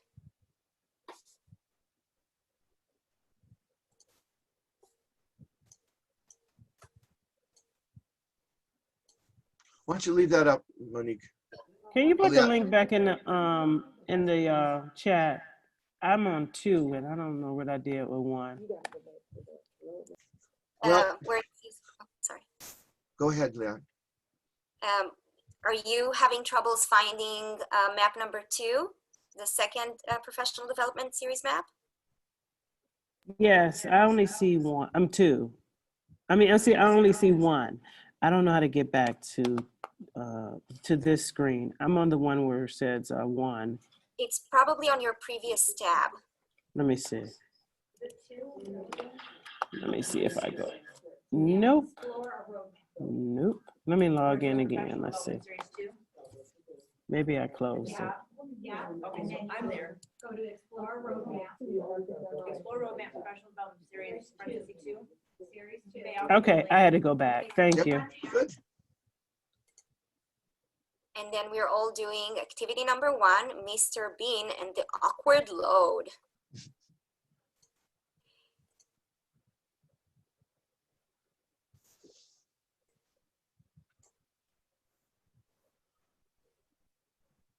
And I just want to say, I think it was Dina, I'm not sure. It's okay if you accidentally close the tab. Everything that you do and everything your kids are going to be doing here is automatically saved, so you don't lose anything. Liat? Mm-hmm. Yes. Liat? Yes. Liat, can you hear me? Yes. Okay. I'm the only collaborator. When I'm on it, I'm the only collaborator. Is that correct? That's correct. Okay, so I'm exploring by myself. Yes. Okay, then I'm on the right one. Thank you.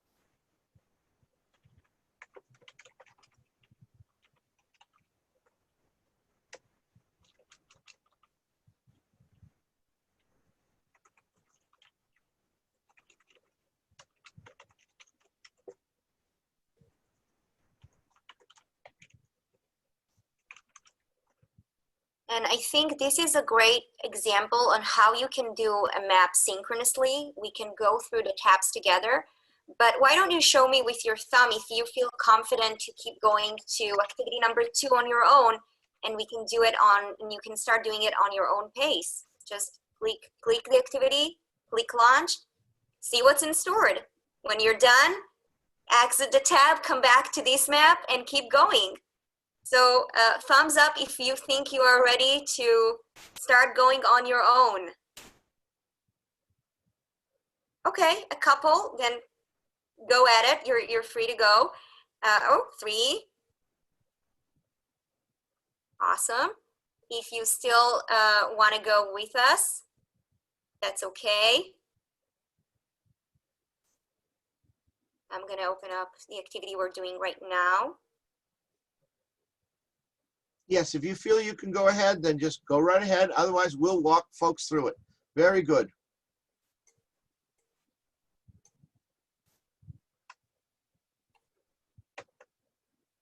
So we were supposed to read that or listen to it. We don't have to read. By clicking on the speakerphone and then watching this video. And then we have a question. To type it, I'm going to put my to type an answer, I'm going to put my marker in the purple box to type my answer. What is the strangest load you ever had in your car? I don't want to say. Come on, Leah. You've got a great response for that. I had so many weird stuff in my car.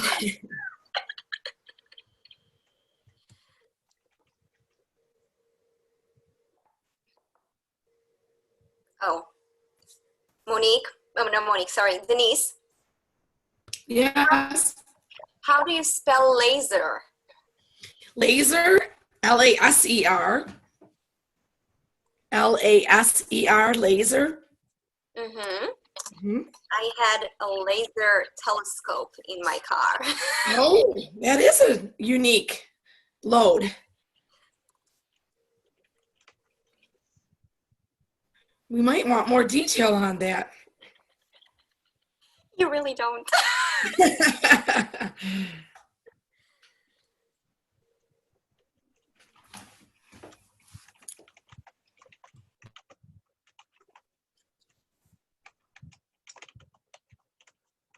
And if I don't feel comfortable typing, I can also record my reply.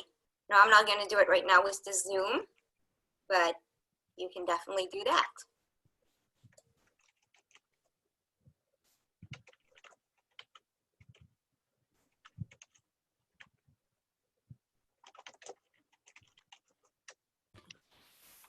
And feel free to, if you're stuck, questions in the chat or ask them. We're here to help. I think it's awesome that you're exploring, and it's the best way to learn all of these apps. But we're here for you if you feel challenged or stuck, because we've all been there. We are all in this together. We're doing what you do. We're learning every day. Things change, and we're here to help. So let us know, please, if we can help you in any way.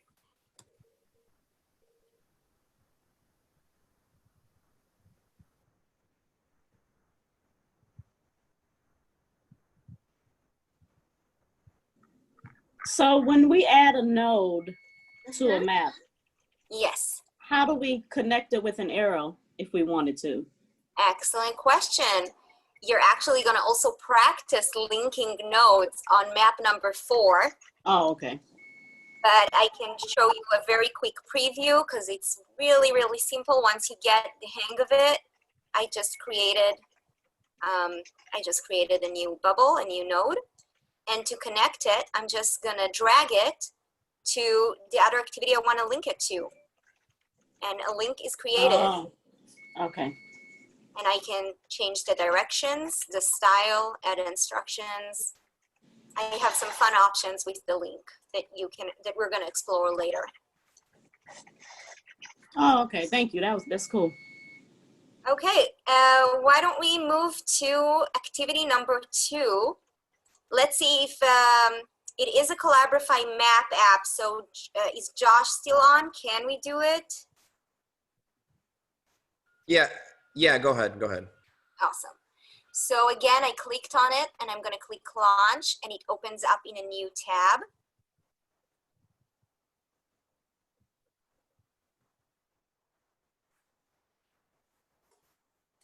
And here we have the instructions on the side. And this is a great way for you to practice adding the nodes with words, connecting. So all of those things that we had some troubles with earlier on the driving question board, this is our do-over.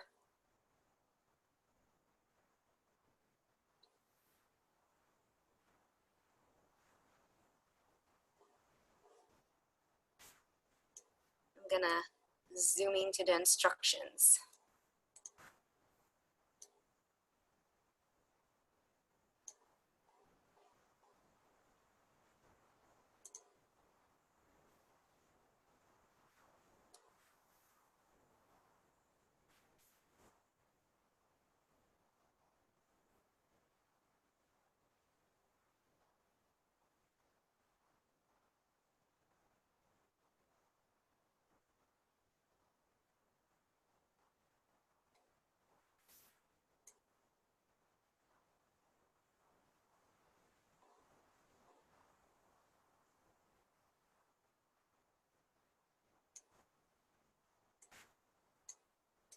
And I can also do one as an example. This is a can, so I click on it.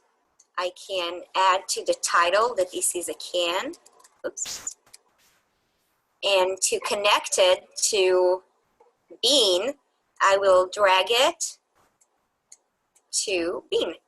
Now if I want the arrow to go the other direction, once I click on it, on the arrow, oops, sorry, I can choose the direction and make it this way.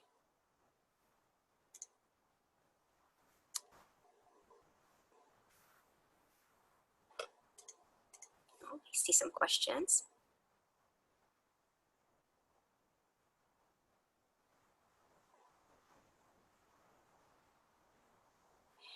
Excellent question. You don't have to submit anything. It's automatically saved. There's also the question on how they get back. And I think they mean get back to the node that they clicked in. They just go, if you want to show them, just back to the tab is simple, but Leah can, if you want to show them. To go back to the main map, it's that you're going to exit this tab and go back to the main map. Just from the tabs. I think that is what the question asked.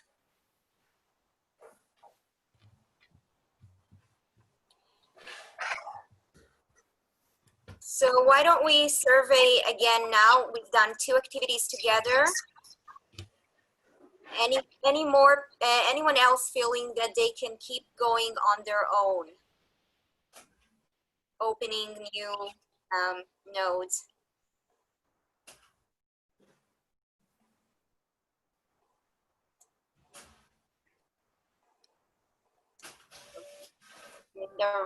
Excellent, and the rest of us can keep going together. So now we're at number 3. I also want to bring your attention. There is a weird echo. Denise, could it be your mic? I hope not, but I'll mute it. I just wanted to say there were a couple node questions in the chat that might be a good time to answer about the changing the size as far as adding link or video, but I'll mute that after that. I just wanted you to see that. Awesome. So those are great questions. It sounds like you're already thinking ahead on how to build your own maps, and that's wonderful. Just to clarify, if you just before I go into that, there is a how to navigate a lesson video in here. So if you want to watch that and see how I'm clicking an activity, clicking launch, exiting the tab and coming back to the main map, that's also here for you. So let's look at the chat very quickly. I see how do you change the size of a node? How do you add a link or video to a blank node, and how to change the background. Okay, 3 things. Number 1, the size of the node depends on the title that you give it. The longer the title, the bigger the node. Some shapes take more space than others if you're using the diamond shape. For example, and I went to style, I opened I clicked on the node, a drawer opened on the left, I go to style and I can change the shape. And this is where I'm going to change the color and also where I'm going to add the image. So again, the image might change the size of your node if you have a large image embedded there. So this is how you will add a picture to any node, including a black node. To change the background, click anywhere on the background, right click with your mouse, then background, and these are your options. And now we're going to do Mr. Bean quiz. And this is a great example on how you can embed web resources to your map. So you're going to click on it. We can read the instructions. Remember, on the student version, the instructions are right there and they can be heard by your students. They have a little speakerphone icon. You can click launch and it will send you to a Mr. Bean quiz. I can tell you the answers. You have to do it on your own. And again, when you're done, just exit the tab and go back to the main map.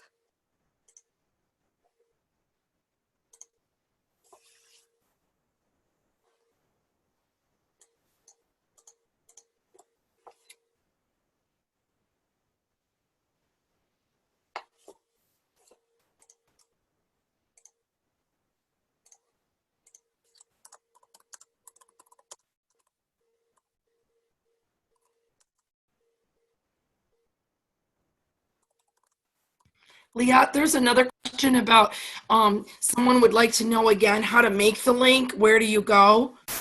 Absolutely.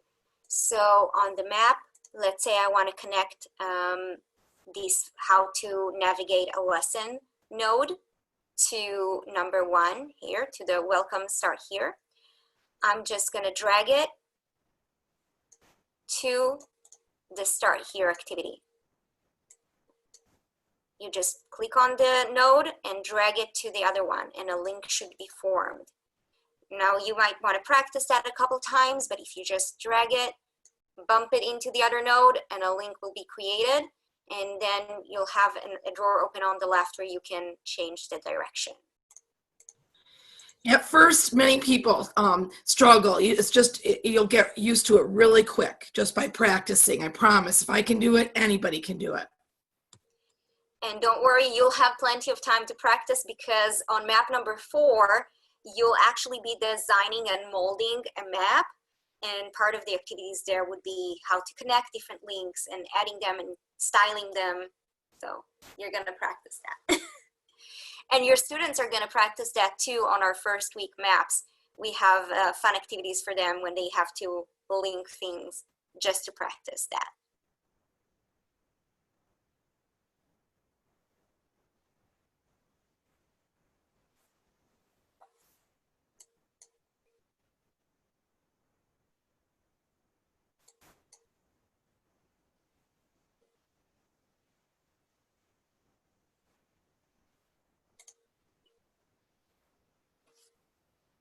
Denise, have you ever watched Mr. Bean?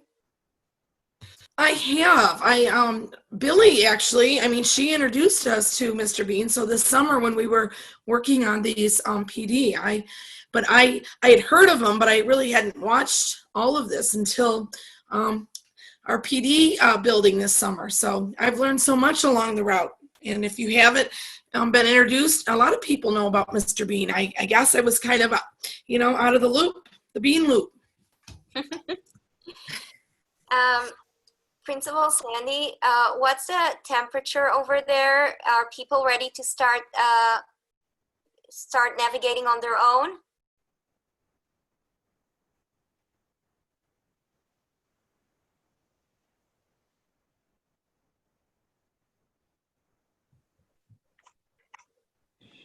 I had another question. I'm on the Flipbook. Mm-hmm. Oh, great. So the Flipbook is just one page. It's not more pages.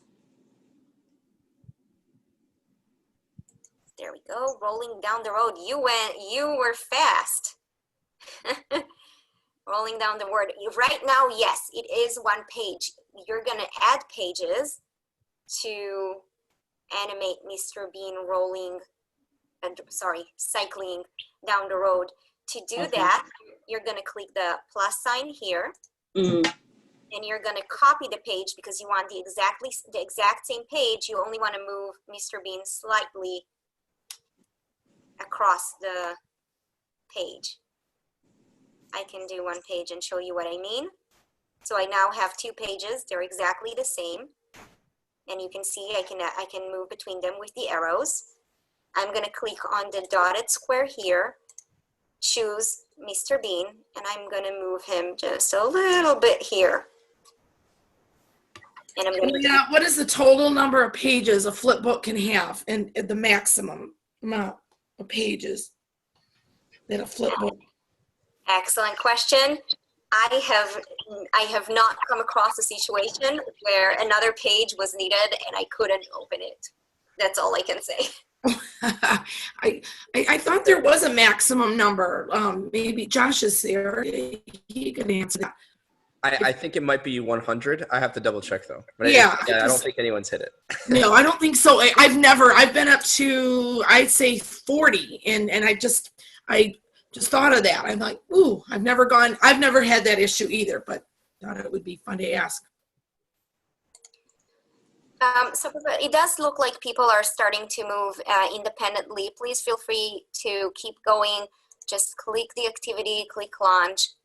Try it out. If keep asking questions. If you're not sure what to do or how to do it, ask away.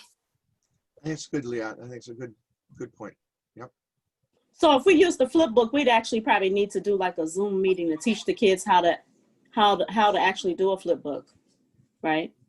Yes, but we also have how-to videos to support you when you're teaching that. We have videos for students, and you can practice it together. We also have practicing maps for them for week 1 when they can practice doing that. Like you're doing right now. Cool. Oh yeah. And if you want, Josh will come in and he'll teach the kids. He's done that before. He loves it. The problem is they will not want Josh to leave. That's the problem. They want him to stay and you to leave, at least in my case. So he's awesome with the kids.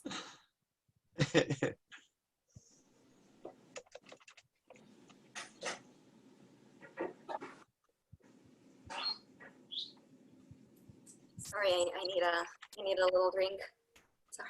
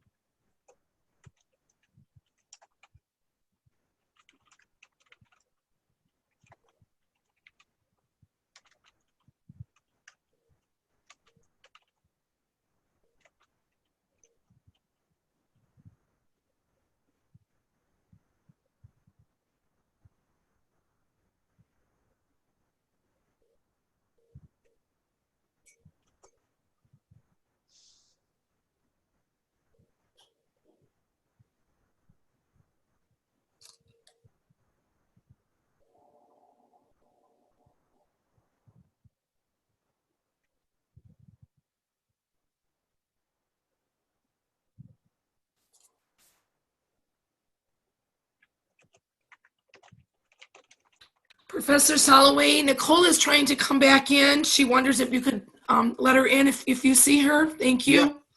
Thank you. I just did. Thank you. Thank you. Question 5 is a learning activity. It's a way to instruct your students, so it doesn't launch you anywhere. It just tells them what to do or what to think on, kind of like a turn and talk. So do you think Mr. Bean is funny? And then keep going.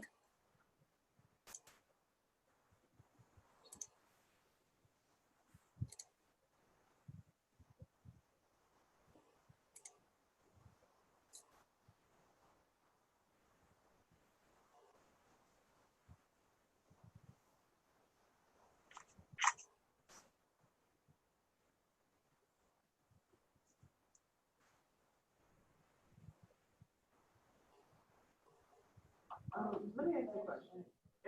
So I've signed into a few of these, but every time I get to them, it says, like, I've been in the PDF writer before, but it says I have to log in again. I thought once you sign in, but the app, you don't, every time you come to it, the next time you come to it, you won't have to sign in. Is that true? Did y'all hear me ask the question? Yes. Well. Okay, let me. It's on my computer, it's going through. Okay, I'm gonna ask the question again. Can someone help me, Roadmap? People are asking a question about always having to sign in with your email. So after you sign in a few times, you don't have that login pop up, will you? Dr. Sullivan? So are you, okay, I think I heard most of your question. Yeah, I didn't get it. Yeah. To log into Roadmaps, you do need a Gmail. Now, the first time you open each map, you do need to give Google permissions. Don't worry, we also have a map for you to walk slowly your kids through that. But that's only for the first time. No. I mean, because I've been in the Roadmaps before and through a lot of the apps, and it still asks me to log in again. So that's why I was wondering.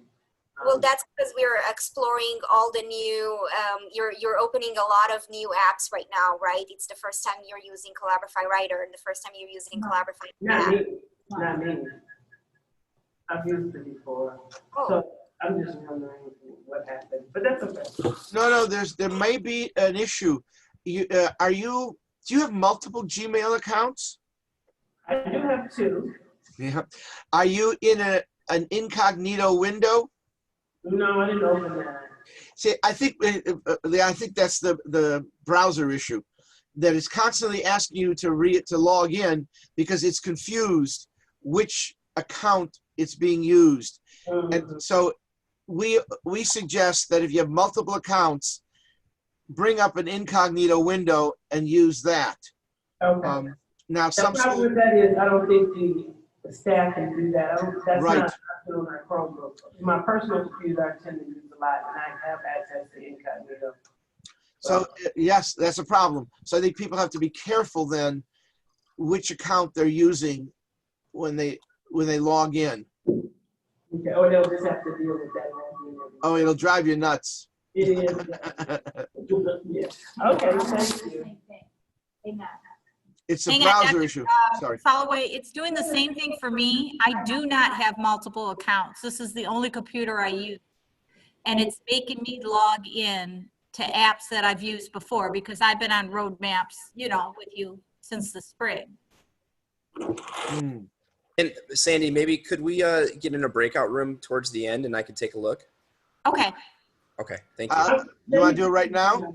I'm fixing up something real quick. Okay. Got it. Thanks.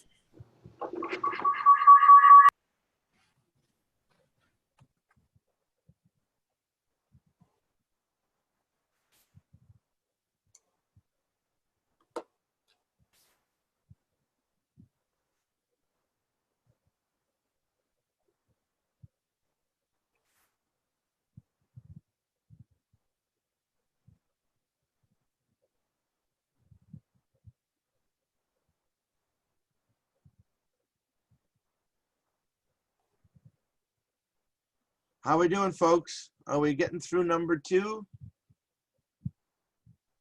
Are you enjoying Mr. Bean?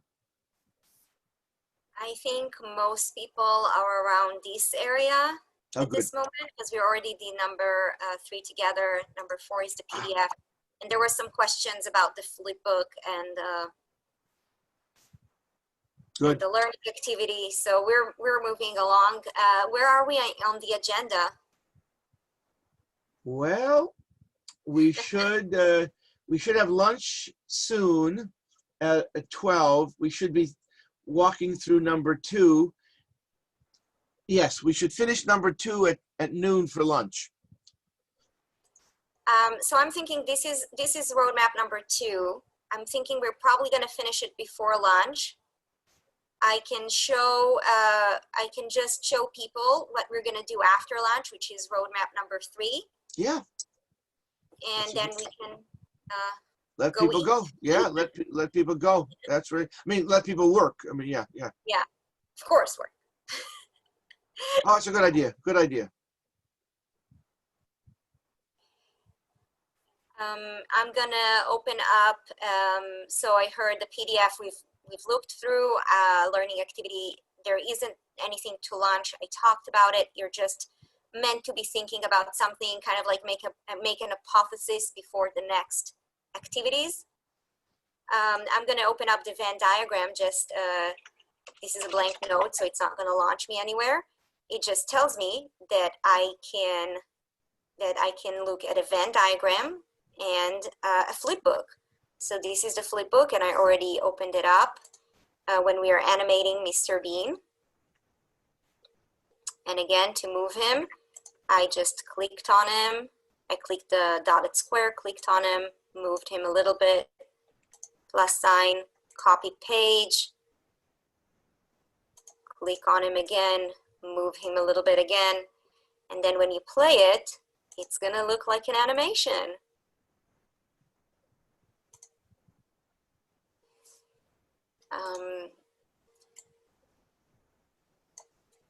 Alternatively, you can watch a video of Mr. Bean and Ace Ventura to compare between them, and then fill out this Venn diagram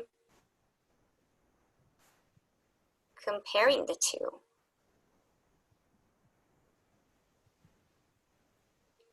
There we go.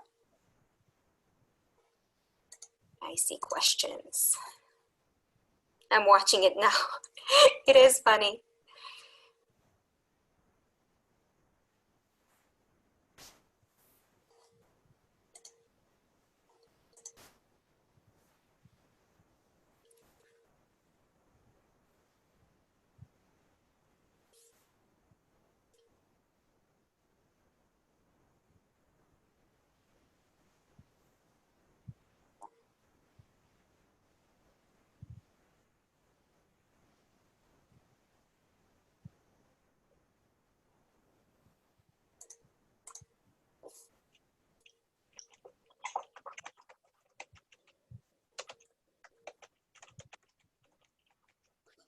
Well, that's great to hear. I'm so happy hearing folks are enjoying this map. We really wanted it to make it, we really tried making it fun and engaging.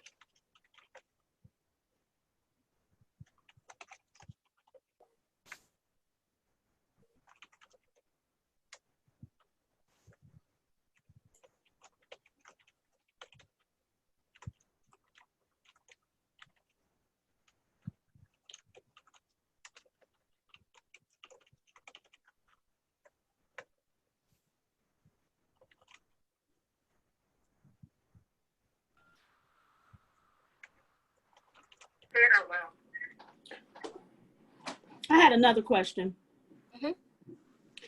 So for those of us using Google Classroom, do we do away with Google Classroom or we incorporate this with our Google Classroom? Excellent question for map number 3.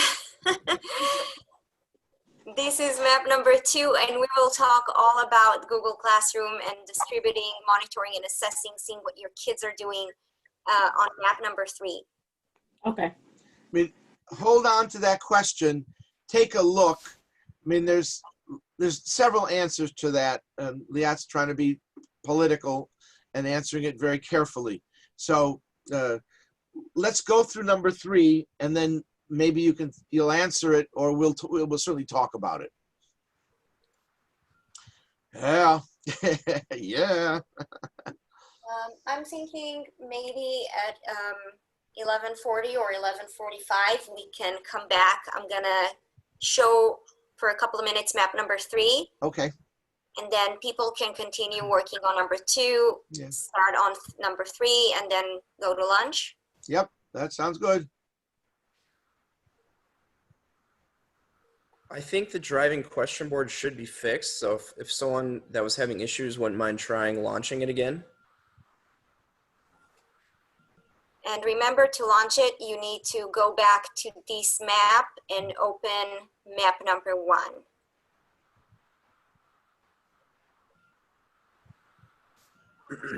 Also, for any of you that aren't connected to the group, if you would post the email address that you're logged in as in the chat, and I can make sure you get added.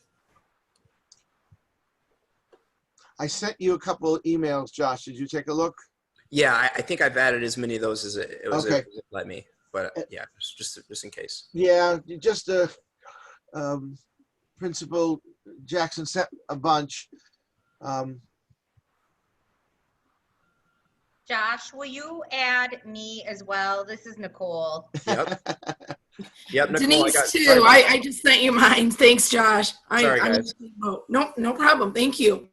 Josh, mine is working now. Oh, good, good, good. Good, good, good.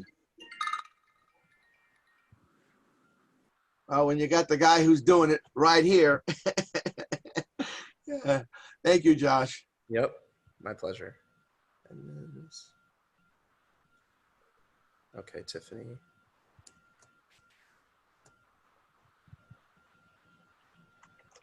Oops.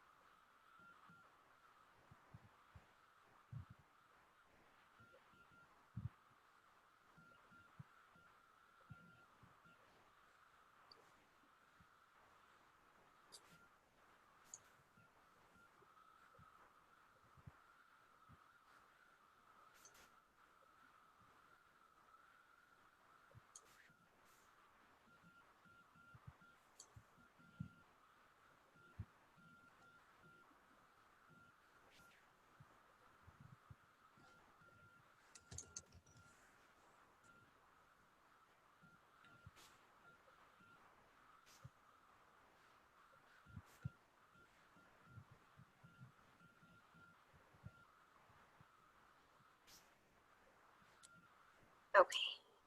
I do have one other question too. Because I'm not in the group, if I was in the group, will I be able to see you know, everyone who circled the queen and all of that, I could see their responses, correct? Yes. Okay, perfect. Thank you. You're talking about the driving question board? I wasn't in your group to collaborate with you all. So he's just adding me now. So when I went through each portion, I couldn't see others' responses. No, it's just, I'm just adding you as a collaborator on the driving question board. Everything else is individual. So how will okay, so I guess in part 3, will we be able to go and look at what each student did individually? Yeah. Okay.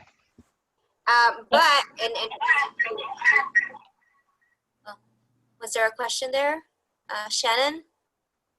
No, I was just gonna say when the student is in here working, they can't see each other's answers. Well, that depends. If you send them the maps individually, then no, they're each working on their own stuff, kind of like how you're doing the Mr. Bean map independently and individually. You can send a map to a group and then they can collaborate on it and see what the other has written, kind of like working on a shared Google Doc. Right. But for this, the one where you had to circle the queen, we wouldn't be able to see each other's answers. Okay. No. However, the teacher will. Yes, the teacher can do it all.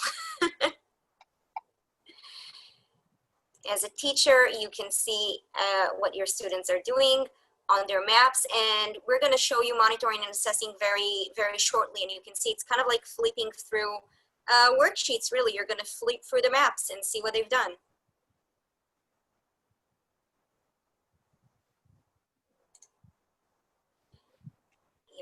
Yeah, they're talking about the PDF task here, Professor, when they need to find the queen and circle it.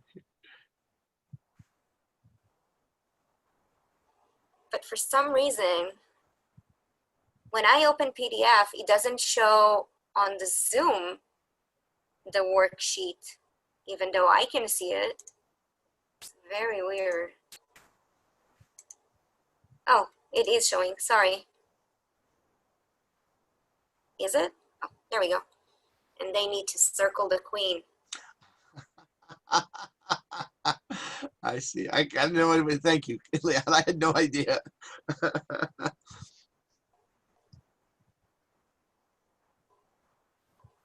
Okay, so it is 11:45.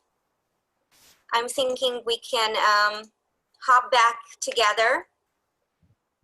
I'm gonna tell you a little bit about the next steps, and you can start working independently on map number 3. So I'm gonna wait a minute for everybody to come back. It's okay if you didn't finish the Mr. Bean map. It's really just for you to kind of play around with some of our apps, see what they look like.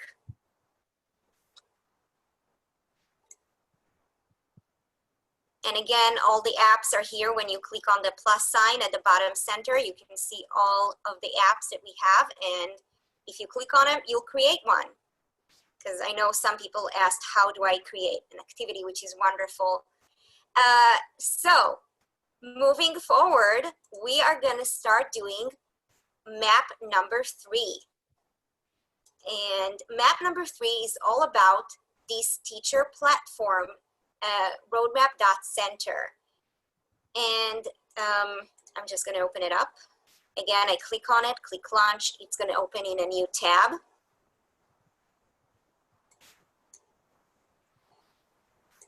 It's a little larger than the Mr. Bean map, so it's going to take us a while to go through it. We're probably going to start a little now and then have lunch and keep going. It's set up as a scavenger hunt for you to explore everything that you can do on roadmap.center. I saw on the driving question board people asking, how do I find all of these maps and lessons and curriculum? You will search them in our repository. And this map is going to teach you how to do it. the map is really going to show you everything here on this left bar that you can do on the website. It's going to show you how to search maps that we have for you ready. It's going to show you where to find maps that you've downloaded in Modify My Roadmaps. And how you can, because once you download it, it makes a personal copy. So you can make changes to your copy and it doesn't affect the original or any other copies out there. It's just yours. It's going to show you how to set up your classroom, how to distribute a map, how will you send this map to your students, and then how to monitor and assess and see what your students are doing.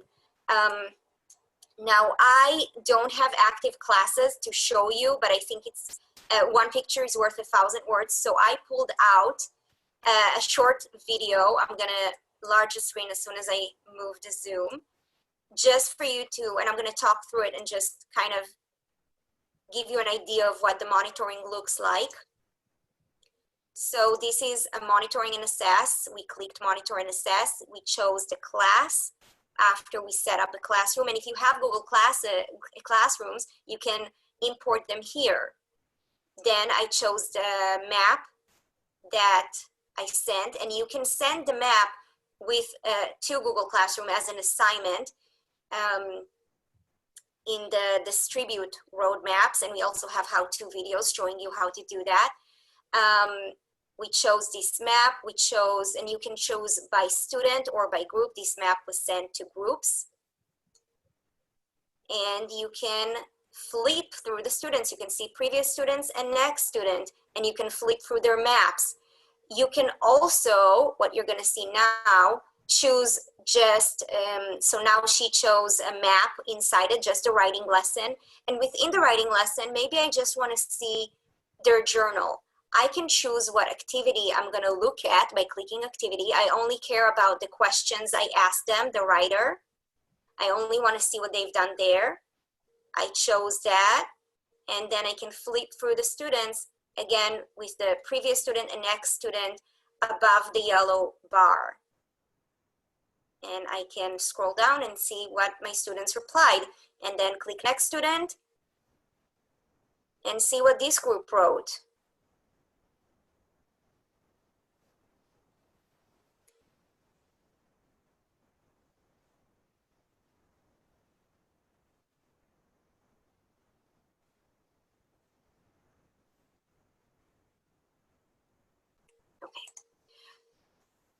So going back to map number 3, as you see, like I mentioned, it's set up as a scavenger hunt. Here at the top, you have the driving question board, which is hopefully now working. I have full confidence in Josh. So if you have more questions as you're going through this map, you can always add them here. This map is going to stay in your collection because now you have it, you opened it. And you can always refer back to it. You can also answer each other's questions as they come along. So that's a great place for you to leave your questions. And you're going to start here in 1. And you're going to, how do I get the teacher to the teacher platform? There is a video explaining it, a text that you can read or listen to. And then there is the link to our website, to roadmap.center. And then you're going to go to the Google form because you're looking for something. You're hunting for things. This is a scavenger hunt. So for example, the first question that you need to answer is, when you get to roadmap.center, what color is roadmap center written in?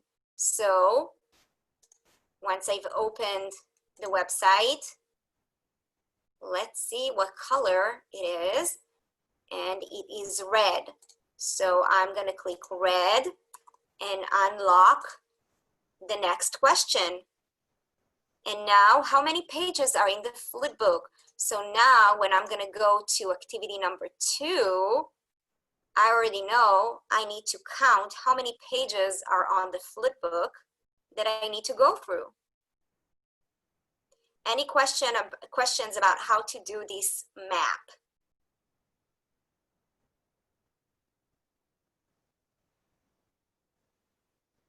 Any questions about the website?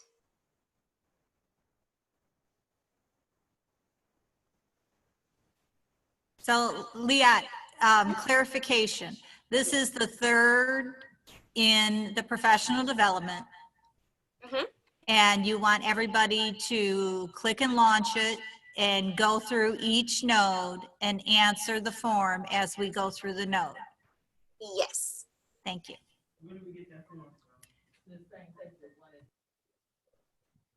And then there'll be a fourth one. You can see it way in the bottom right. So there's a 3, and then there's a 4. There we go. There we go. And if you look at the schedule, you're going to have an hour this afternoon after lunch from 12:30 to 1:30 to work through this one.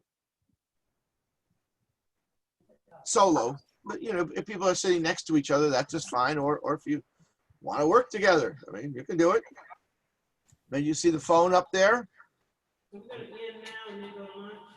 So we're ending now, doing lunch and meeting back here at 1:30 with the expectation that this will be completely done by 1:30, and that includes our lunchtime. You might not get it all done, you know, it just depends on how comfy you get. So, because there's time tomorrow to go through it too. So, but if you could get through it, it's great. I mean, you know. Okay. Before you go, that was a great suggestion. You can work together. Let me quickly show you how you can collaborate and add. You can actually add each other as collaborators. If you click on the 3 dots here on the top, and then click Add Collaborator, put the email of the person you want to collaborate with. So for example, Professor Elliott is already a collaborator here. So I'm going to add Manisha. Okay, and there she's added, and I'm done. And now we can work together. Now Nicole is already a collaborator, and she's already on my map. I can tell because on the eye, I see that both of us are here on this map. And we can talk to each other if we're socially distancing and she's in one room and I'm in a different classroom. We can click on the phone and join in a conversation. And we will not do that now because the echo will be terrible with the Zoom.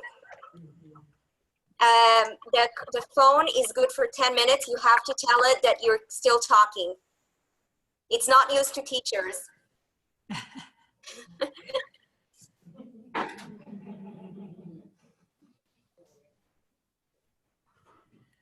Okay, so good luck, everybody. Okay.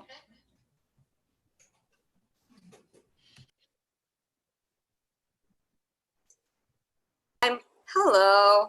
I know you're probably not done with map number 3. It's a big one. I know, don't worry. I just wanted to check in, see where are you roughly?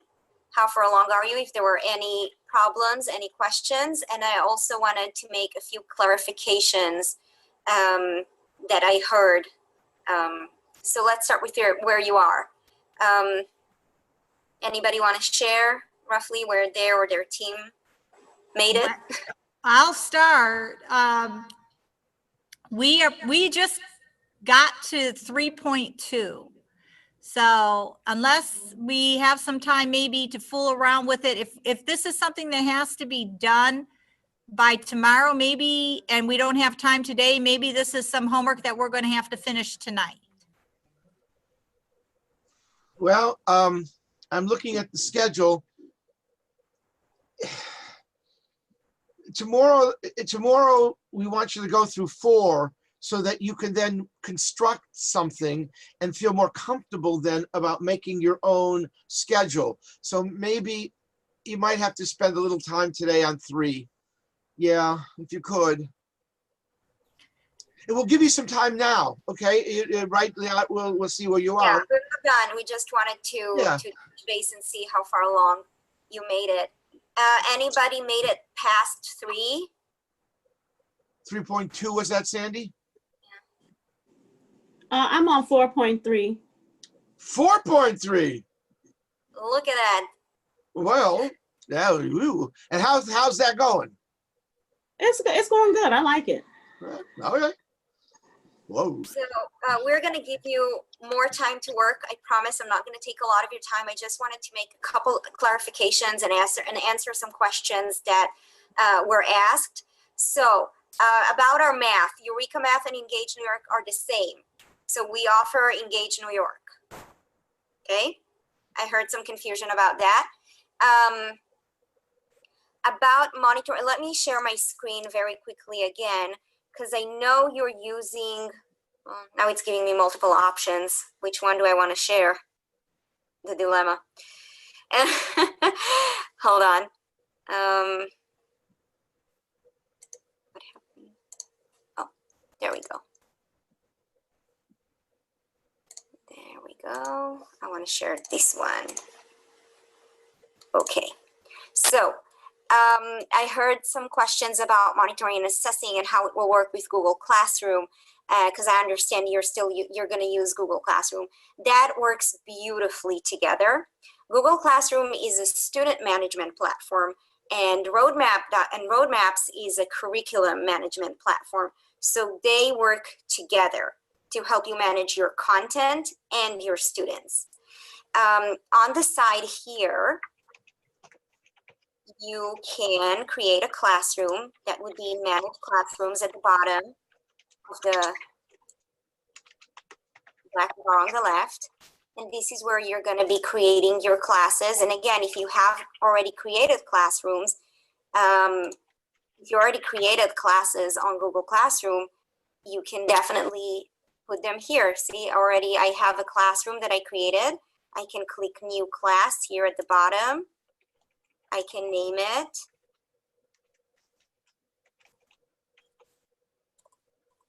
Let's say this is going to be my third graders. Create. And when I click on it, I can add more teachers. So for example, special ed teachers. I can put students individually or import them as a group in a file. Or I can click on the Google Classroom icon and import a classroom that I've already created. Now, once I've set up a classroom, I can distribute the maps to a specific class, right? I'm going to go to distributing roadmaps again, all here on the left bar. I'm going to select the roadmap that I want to send them. So maybe Monday schedule. If I maybe click on show nested maps for maps that are within other maps. So for example, if I only want to send math lesson 1.1, it's going to be nested in the whole unit map.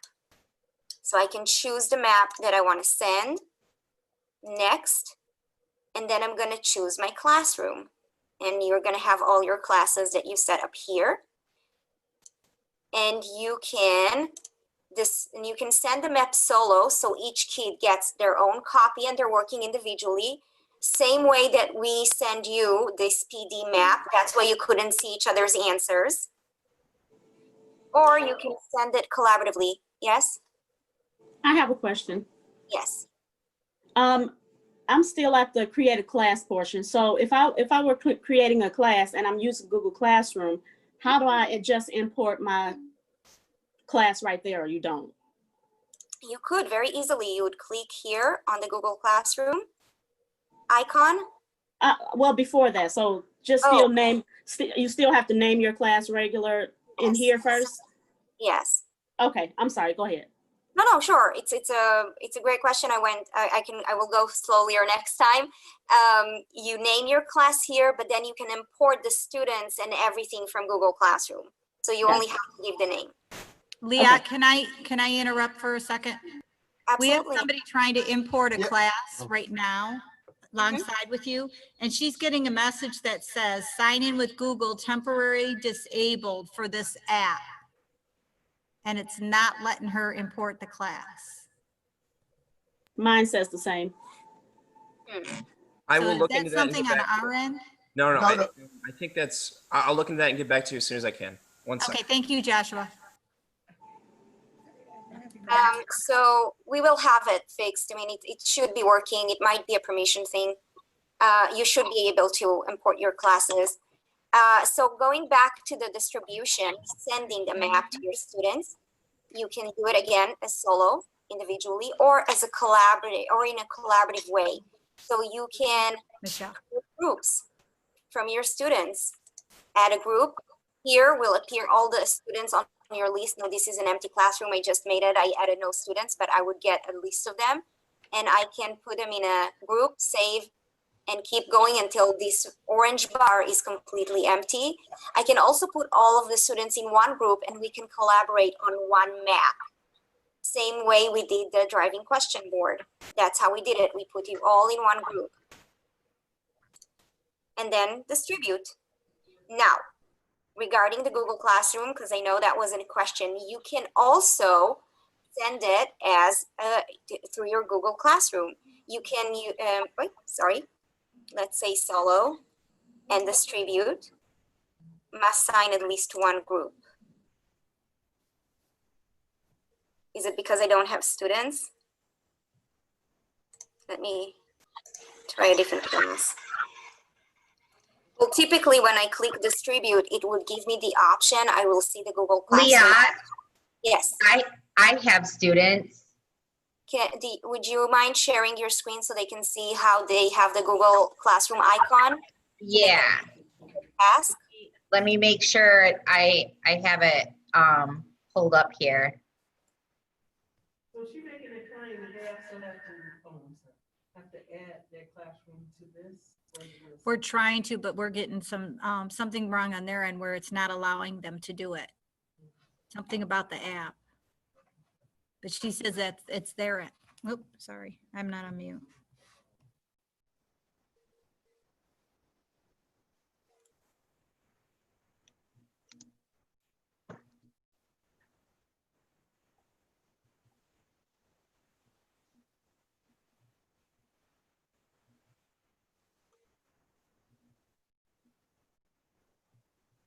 So Nicole, are you sharing your screen? I think so. Yeah. No, just wanted to make sure it was you. Yep. Can you see it? Yes. So I am in Distribute Roadmap, and I'm just going to pull up a map that I have, one of my own maps here. And so I clicked on the map to select it, and then I'm going to choose next. I'm going to click one of my classes. So this is just a first grade class. Trying to think here. And I can choose if I want this map to go to all of my students individually, or I can choose to put my students into collaborative groups. I'm going to choose collaborative groups so that you guys can see this. And if I had pre-assigned groups and I wanted to put them all in by hand, I could manually add a group. And when I do that, it pulls all of my students over here, and I could click and put them in a group. But to save time, if you don't have groups, I teach multiple sections as a specials teacher. And so I have almost, well, before COVID, I had almost 600 kids a week. And so I didn't always have groups. So I would randomize my groups. And let's say I want 4 students to collaborate at a time. I can just click 4 and generate, and it creates my groups for me. And then if I'm looking at my groups and I notice, oh man, I should not have Abram and Jude together. This is a terrible combination. I can click on Abram and take him out of that group. And I can move over here, and I think Abram is so much better in here, but I'm gonna take Carter out so that that group's not so big. And I'm going to add Carter back in here. and now I have my groups. And so when I distribute this map, if I were to click distribute, these 5 students would be in one group together. These 5 students would be in groups together, and these 4, these 4, these 4.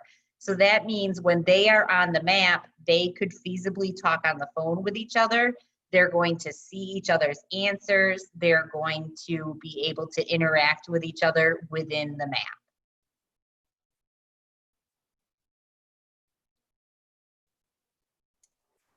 Is there anything else you wanted me to show?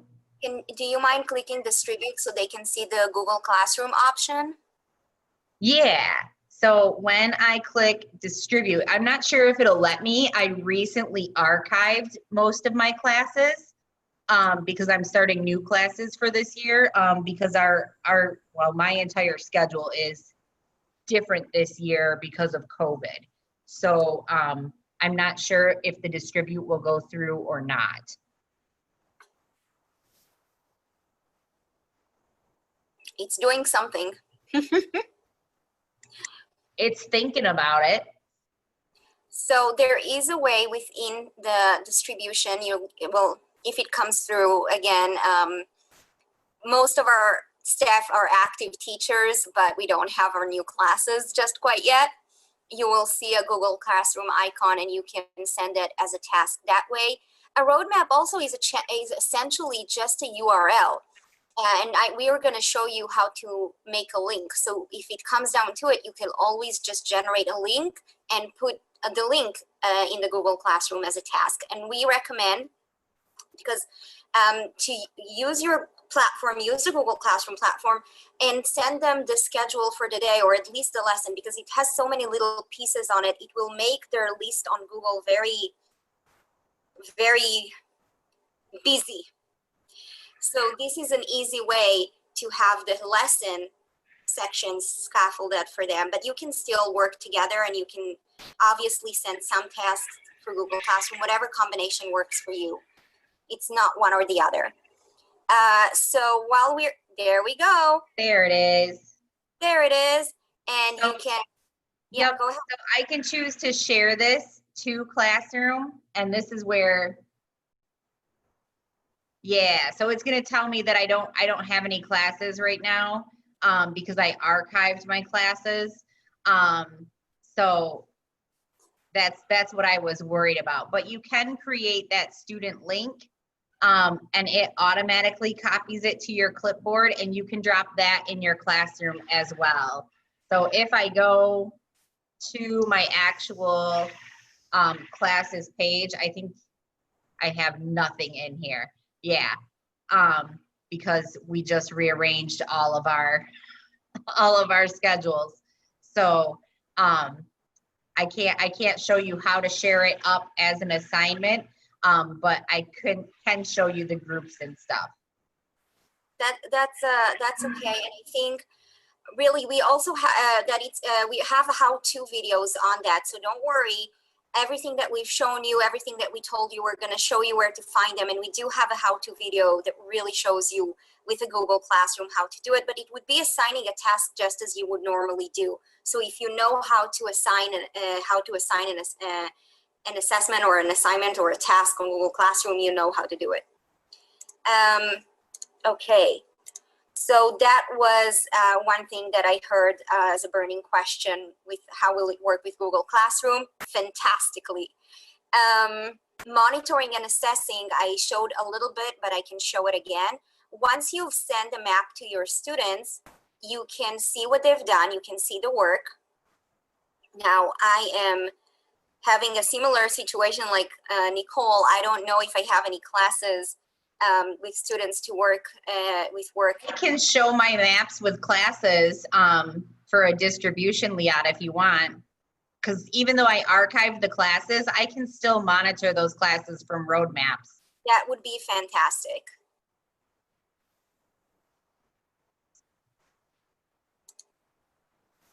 So Nicole is going to pull up, her map and show you how to monitor and assess, because everything your students are doing is automatically saved, and you can look at it and grade it and revise it. Read the dashboard.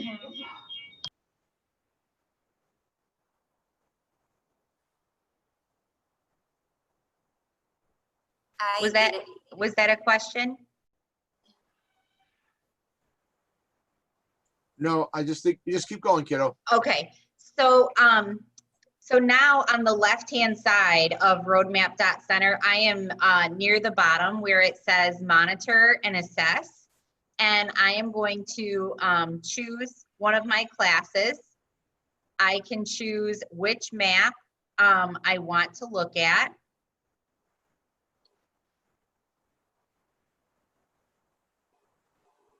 Within this map, this was a collaborative map between all of our specials teachers. So you can see that I could look at the art teacher, the STEM teacher.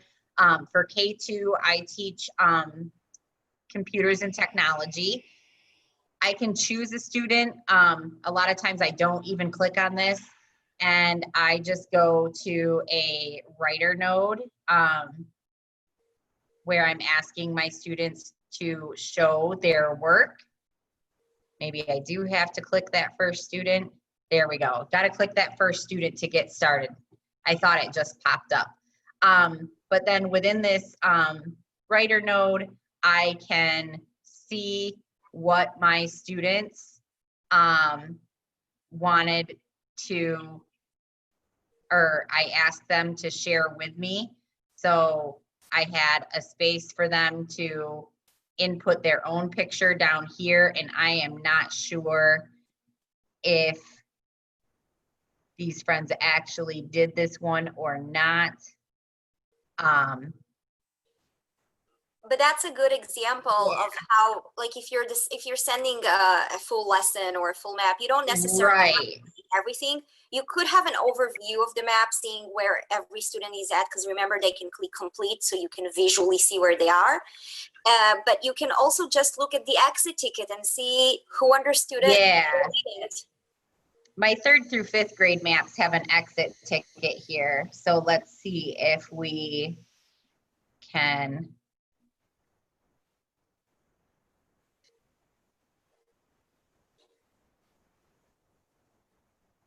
Pull up some answers here.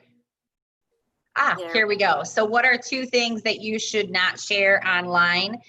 This was a lesson about on internet safety and digital citizenship.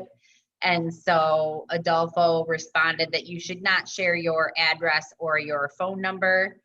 And I can just click through my students and it's only going to load this last activity that I selected for me to see. So I can see that this student did not do it.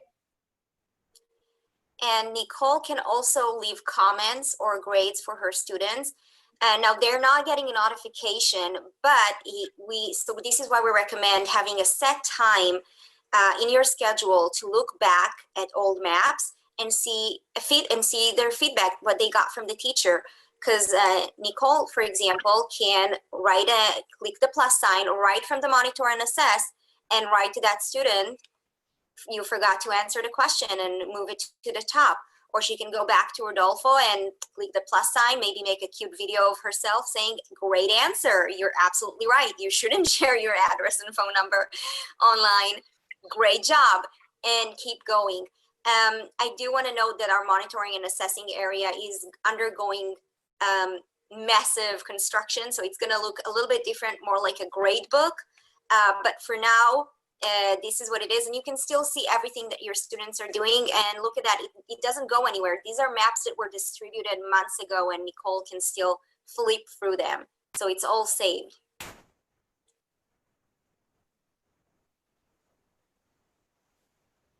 So if I wanted to send a video to or make a comment to Adolfo, I can go here. I just clicked that addition sign, that plus sign at the bottom. I can choose to add a photo video if I wanted to send a photo back to, or a video back to him. So it will pop on here and I can respond to him. with a video if I wanted, which kids always love seeing that personal connection. If I didn't want to do that and I just wanted to write back to him, when I did that in the past, I would create a text box and I would say something like, great job. And I normally did not put a score on an activity. I would put that in my grade book. We use Infinite Campus.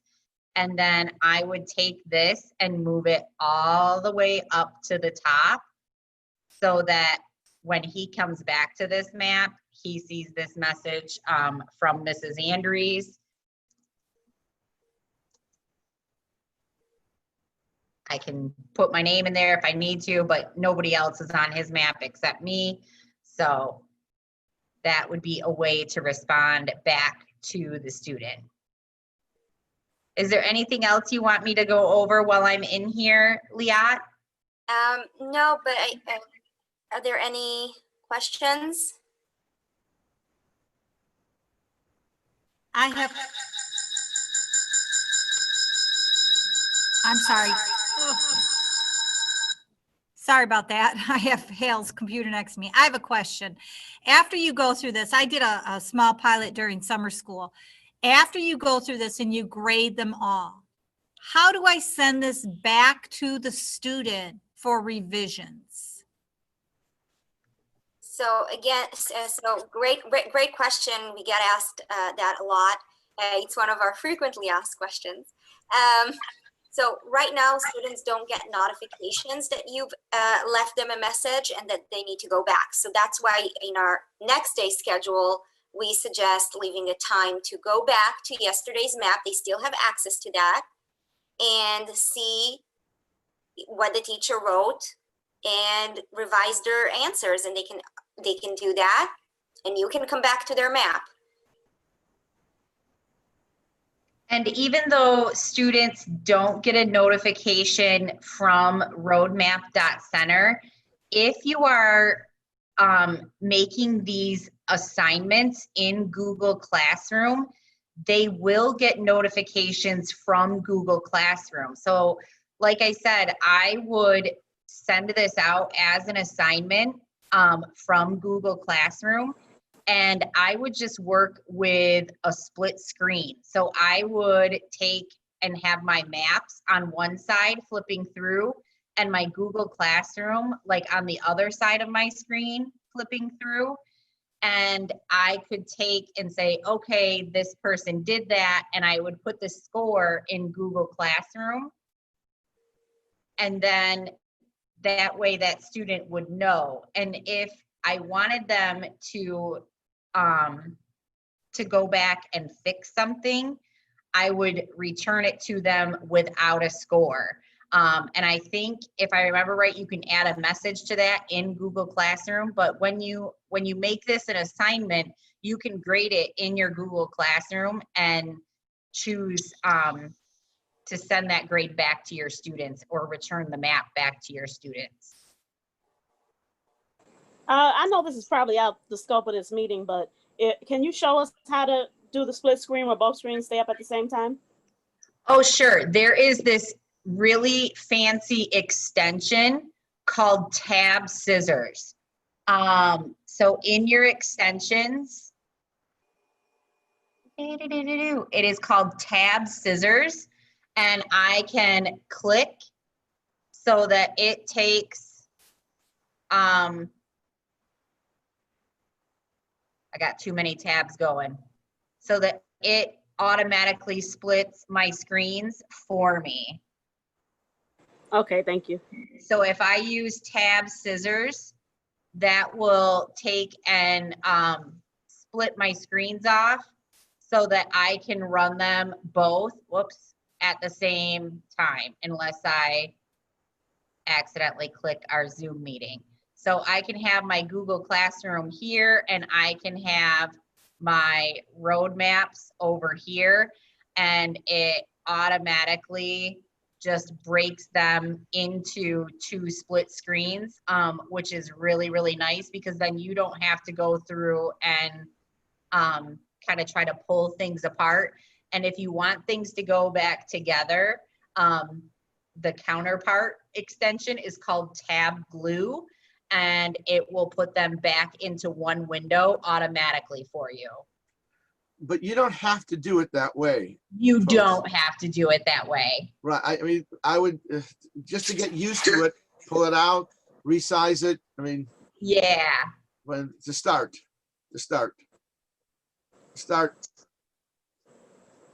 So yeah, you could also like pull it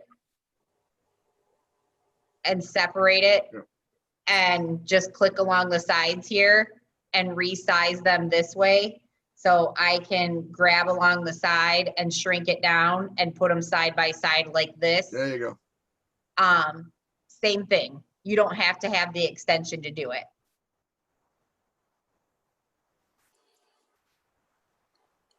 Should have a big screen though. Yes. So monitoring and assessing is definitely something that we'll revisit, so don't worry about it. I just wanted to, before you go back to work, I just want to mention about the collaborative piece. I just want to explain it again because I heard some confusion. So if you're assigning a map collaboratively in advance, students are automatically working on the same map. However, you can also create a map and add people on it later on. That's probably what you're going to do when you're going to work on roadmaps, maybe create a schedule as a grade level, and then each teacher would have would be a collaborator. You would work on it together, and then each teacher can generate a copy for themselves, and we're going to show you how to do that. But again, to add a collaborator, you would click on the three dots here on the top, click Add Collaborator, and add the email of the person you want to add. Now, and they all have to hop in on that map that you shared with them to work on it together. Does that make sense? Like with the, I don't know why it's vibrating. Okay, do that. Say like with like Google Slides, if somebody's collaborating, you used to see the icon. When we did that we were collaborating, Ms. Yoko added into her map. She didn't see anything that shows that I was on it or was connected. So I went ahead and added her as a collaborator, but how do you know that you have access to it? I only heard a few words. I heard Google Slides, and how would I know? Yeah, I couldn't hear either. Oh, I'm sorry. I had my headphones plugged in, but I forgot that's how I was connected. Okay, so she added me as a collaborator. I didn't know if I was connected. What indication do you have that you're connected to someone? So since she did that, I added her as a collaborator. But like when you use Google Slides, you'll see their icon showing it if they're on there. Mm-hmm. There's nothing here that shows that they're on there. Is there? Well, I did look there and I didn't see her when I did the pull down. She wasn't on the same map. It's confusing because you have identical maps basically, and typically you wouldn't do it, right? You would start a map and share a collaborator, and you wouldn't normally start with two maps that look identical and try to hop on to the other person's map. The way to know is looking at the eyeball here and seeing who's on your map. And if she's not there, then she's on a different map. And what to do is to go to Modify My Roadmaps. You'll see a list of all of the maps that you created, that were shared with you, that were downloaded, and search for the map that you are the owner of, because you shared it with her, so you are the owner, and she needs to hop on your map. And you can tell who the owner is by the name on this column here. Mm-hmm. Okay. Okay. So that was probably what happened. You're both on identical. They look the same, so it's hard to tell who is the owner of the map. So find out what the owner is and hop on theirs.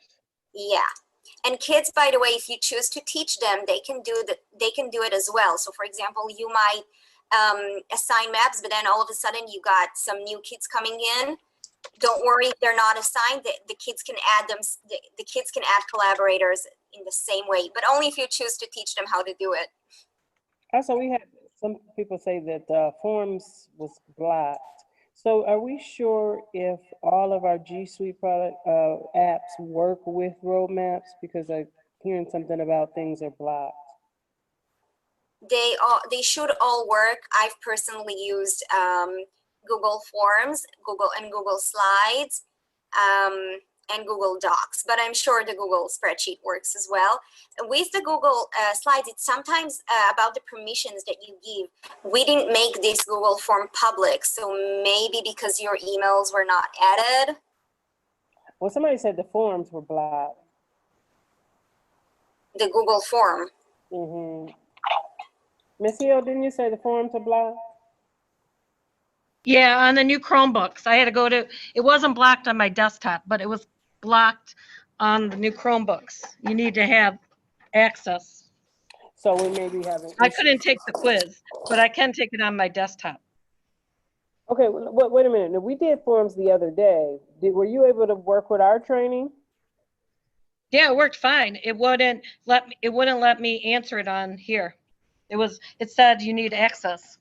So you're saying with roadmaps, when you try to access forms with roadmaps, it's not working? No, when I took the quiz in the middle, where it's asking you questions about the scavenger hunt, about that's how many roadmaps. pages are in Flip, that would not open up for me. It kept saying try again, even though the answers were right.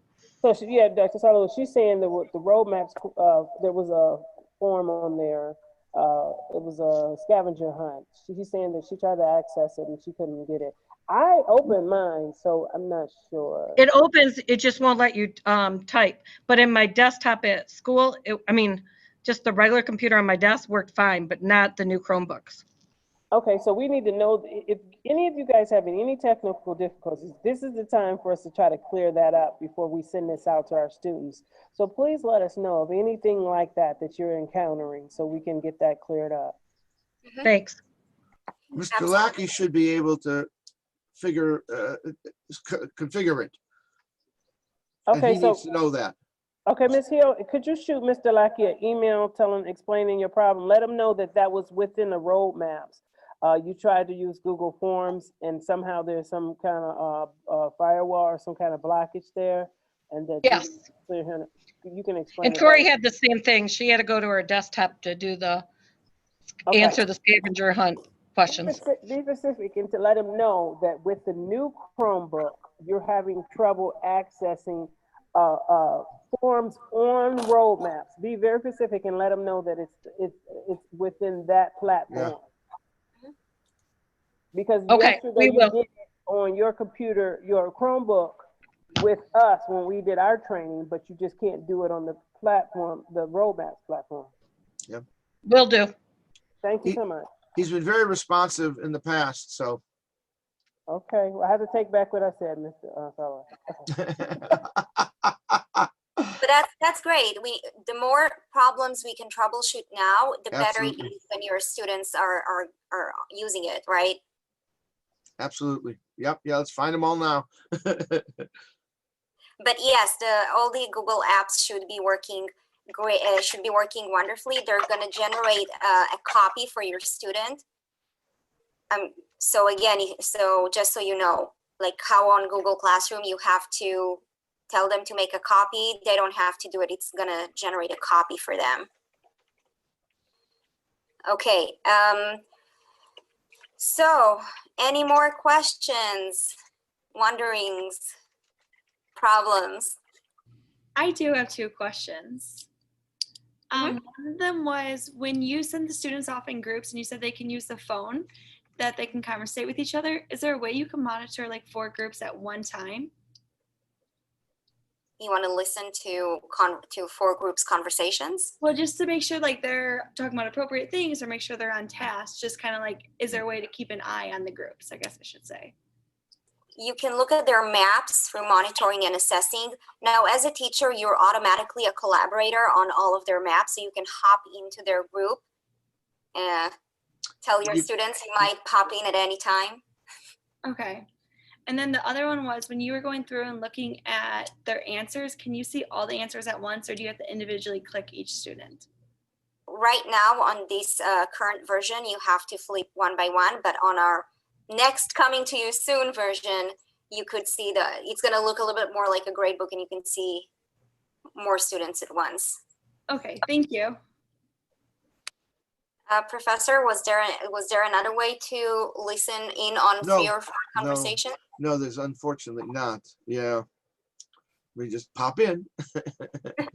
I always told my students, talking about classroom management and taking ownership of their work, that we are going to present one of their works on the board. It's going to be screened, and we don't know who it's going to be. So they all have to do their top work, and at the end of the lesson, you can pull up, and you know who the students you need to pull up, right?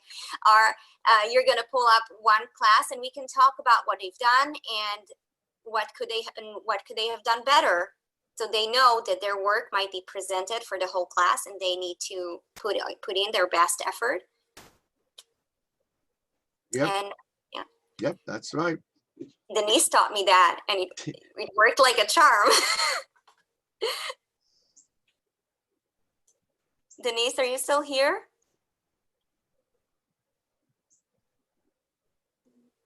Nope.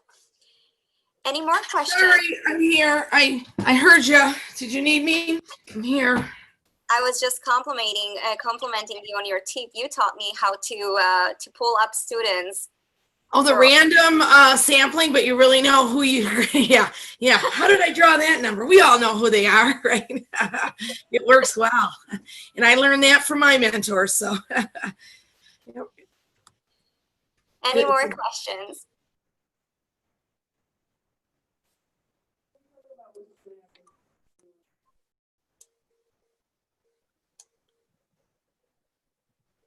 Okay. Good. Next steps.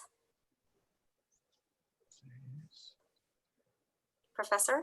Well, just keep going, folks. If you're doing 3, finish 3, and then you can start on 4. Do you want to show that, Liat, how to get to 4? It's not at the bottom, but otherwise, I think, the next 20 minutes, we're supposed to stop at 2. So you've been going, you're probably tired, but stick with it. Sandy made a point earlier, and I think it's right.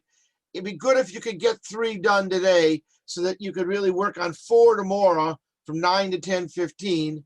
And then you can get some new stuff that Liat will show you for day 1. But let's try and get through these. Yes, we really want to give you some time to try and create your own schedule and modify a map and really get comfortable with the system. This is just walking you through all the options that you have on the teacher platform. So for number 4, I would go to how to create a class 4.1. I will read the instructions on how to create a class, and we kind of already went through it. So I'm gonna open it up, and then I'll probably have to try and do it myself.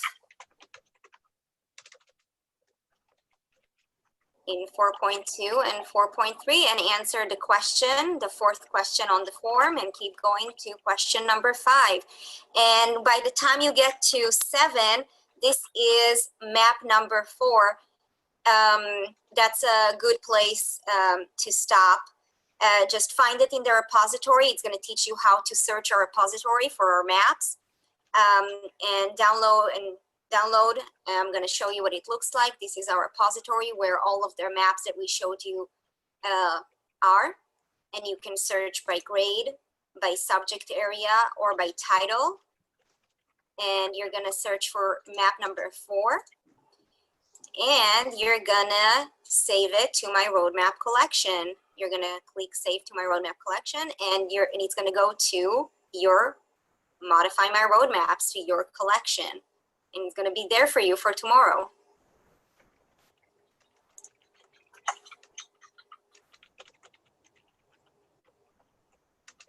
Okay. Well, good luck. Yep, we'll stay here for a little bit till 2. If you have questions, type them in the chat or just ask, And then we'll start again tomorrow at 9. But do try to finish today if you can. I know it's a lot. I know. So do the best you can. Keep going. Keep going.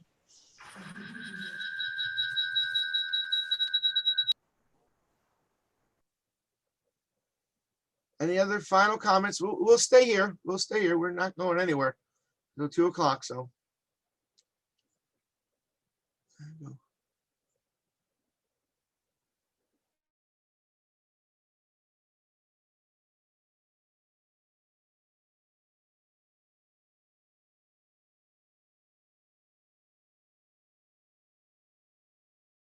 And just one final comment. We will get you ready for Monday. For the start of school, Tuesday. We will get you ready. Also, hi, Dr. Elliott. It's Jackson. I know I haven't been much of a participant because things have just been crazy around here this morning. I can't imagine. Before you guys get off of here, I want to thank you for all of your hard work. I am hearing great things about roadmaps. I can be totally honest and tell you, I really still don't know about roadmaps because I haven't been tuned in. But I promise I will learn at my pace. I have a wonderful team who understands it, and they are not going to mind walking me through it. Tomorrow I'll be on for a second. I do have a meeting, but I'll jump on in the morning, go to my meeting, and then come back and jump back. Good. Again, thank you so much for taking time out of your busy schedule, both you and your staff, just for helping the eCourse Public Schools. I think we're going to have a wonderful journey together. Absolutely. So you and I will stay in contact via email, call. We'll be able to get together and work out another schedule for future trainings. Yes. So again, we'll stay in touch. And thank you so much. My pleasure. Our pleasure. Thank you. Absolutely. We'll get you there. We'll get you. Okay. Keep going, folks. Keep going.